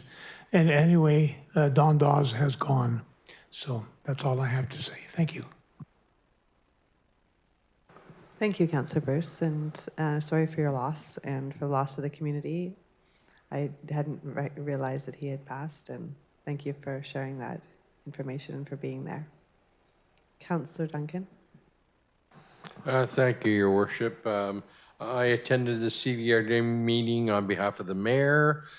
We also had the commission, the Core Recreation Committee meeting. All the divisions there, the aquatic center's on track for a 3-week shutdown at the beginning of September. The Sportsplex has had some record bookings. Basically, the theater is pretty well booked up. They had some issues with groups not wanting to travel across the border and stuff, so that affected some of the upcoming events, but they were able to pick up some new stuff. The arena, we've finally been trying to deal with the sound in the arena during hockey games, and hopefully we've got that solved. We'll find out when hockey resumes, but also just a little bit of news too. In the arena this year, there's going to be a Jumbotron. It's not going to be super jumbo, but it will be big, and it will be up on the far wall where the old scoreboard was, so it'll help with replays and stuff. Then we can all argue with the ref, I guess. And I also attended with council the lawn bowling. I missed the rodeo. I think that should have been advertised more because there's certainly more than 6 scooters in Duncan. But I attended the lawn bowling luncheon and battle of the council against staff on Friday. I really enjoyed it, and council won. Just a note. Councillor Newington. Thank you so much. Yes, with the help of Jessica, we did the Accessibility Committee, and I've already spoken to that. It was, I'm very proud of the committee that we have right now.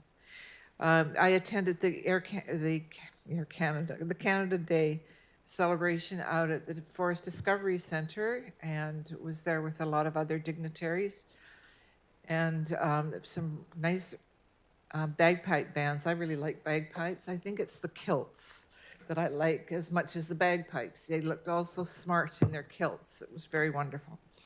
And I do agree about the scooter rally. There were not many people coming to it. And I think it just needs to be advertised a lot more and have some more tents and water stations and door prizes and stuff to get it going. And I also attended the Community Action Team meeting on the 24th and the lawn bowling. My arm is still sore because I've got a rotator cuff issue, but what fun, eh? It was a good time. Thank you. Yeah, I wish I could have been at the scooter event. That would have been fun to attend. And it might be worth thinking about partnering with some of the, like Seats of Walter-Laleham and some of the other places. Oh, they were already there. Okay. Yeah, that's strange that there wasn't more. Because it'll be good. It just was on my mind because we're starting to plan for the walk again already. So, and that's of course with them as well. And so I can't believe that a lot of time has passed since we were here last. It's unusual for us to only do this every month.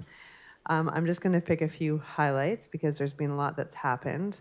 One of them was the Folk Fest over the weekend. I got to go there. It took me, from the time where I parked my car to get my badge, took me 2.5 hours to walk across because it was sold out. Yeah, and just talking to people along the way.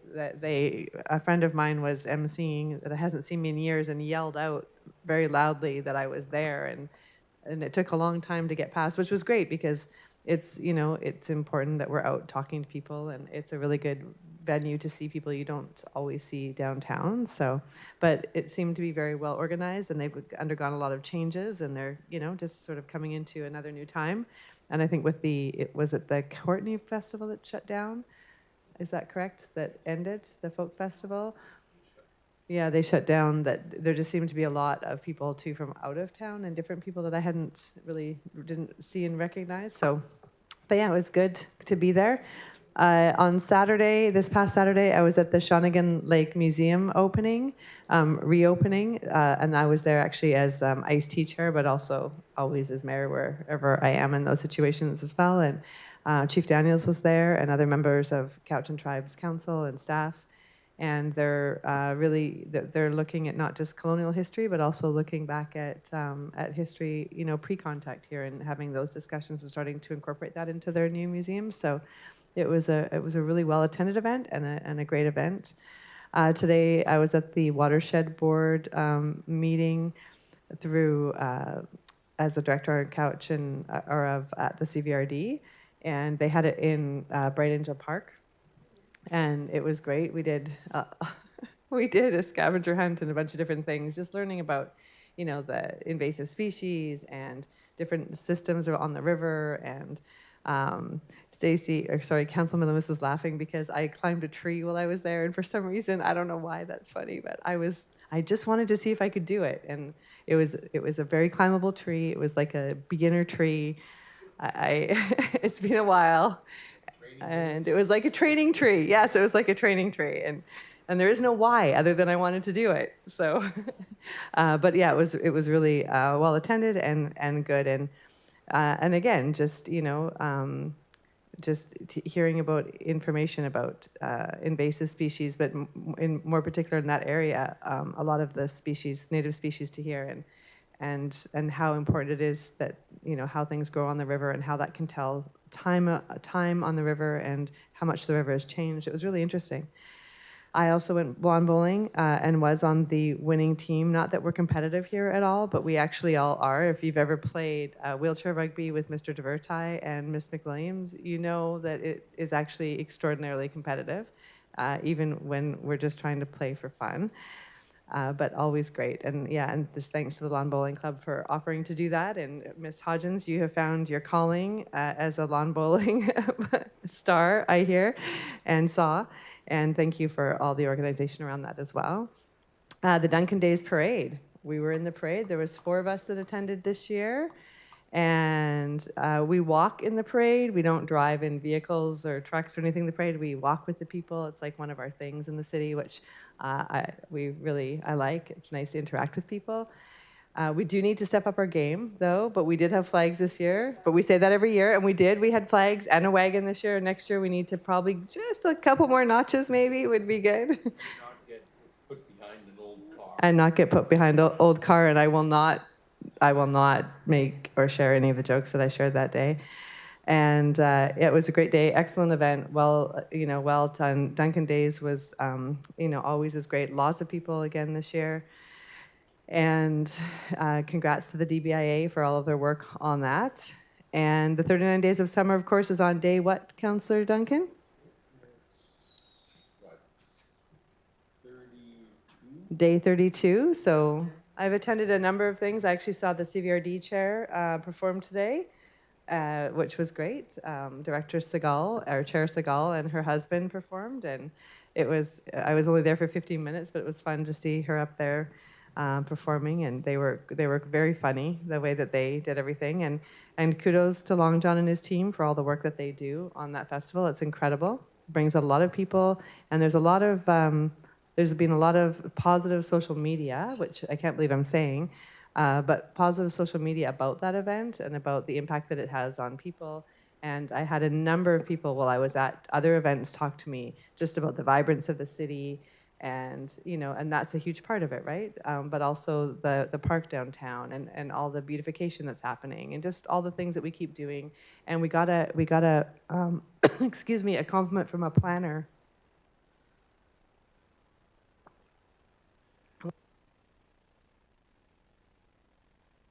I don't know what happened there.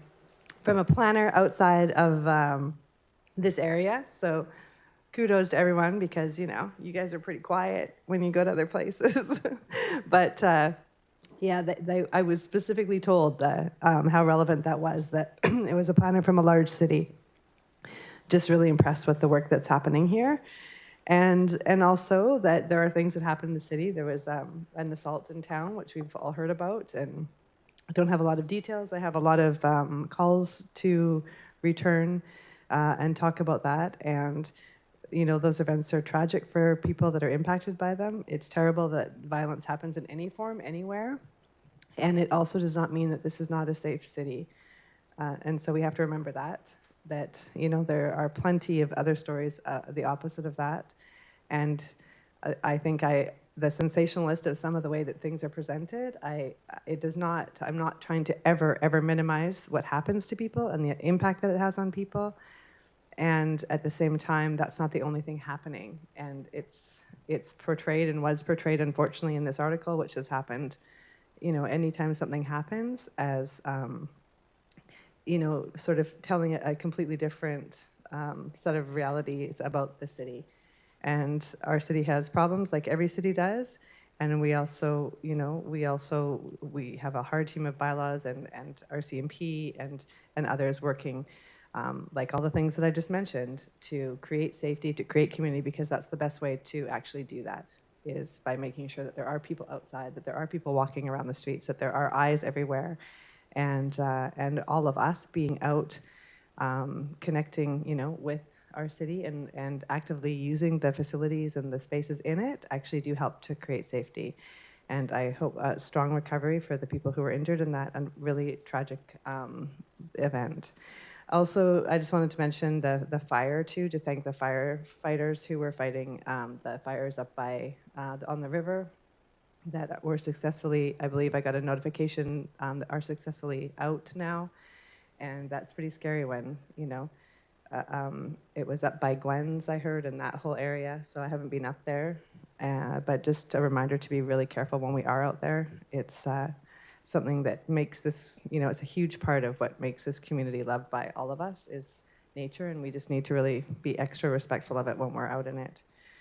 I was also out on a tour of the hospital with Minister Osborne and other local elected officials, mayors, and others.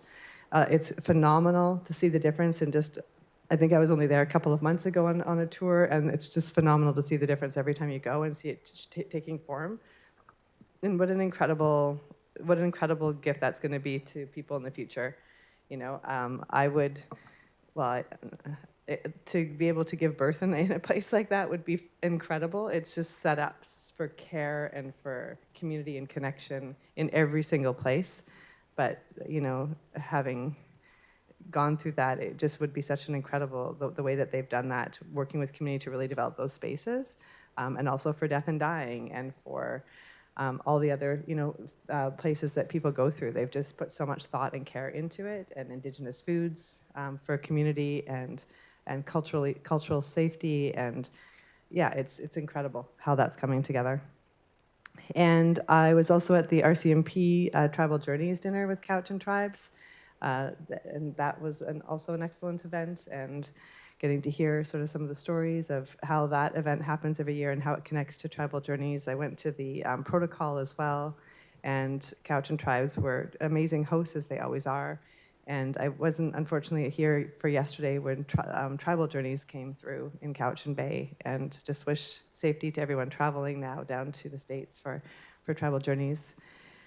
And then the Cowichan Regional Business Center, Mr. DeVerti and I, and Councillor Duncan and Councillor Newington and Councillor Bruce, I believe, were all there at the, I can't remember what they called it, but it was essentially just thanking all of the community partners and all of us, and for our support. It was a reception, of our support for the regional district, or sorry, the regional tourist and visitor center. And I believe that is all the things, the highlights that I will share.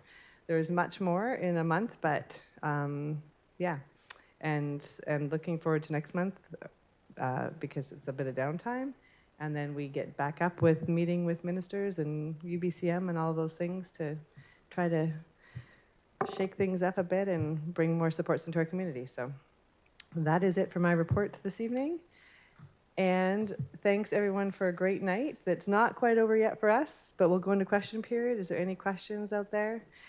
No, there's not. And then we'll go into a motion to close. So the meeting be closed to the public under the following sections of the community charter to discuss matters related to employee relations, sections 91C, labor relations or other employee relations, information held in confidence, 92B, the consideration of information received and held in confidence relating to negotiations between the municipality and a provincial government or a federal government or both, or between a provincial government or the federal government or both and a third party.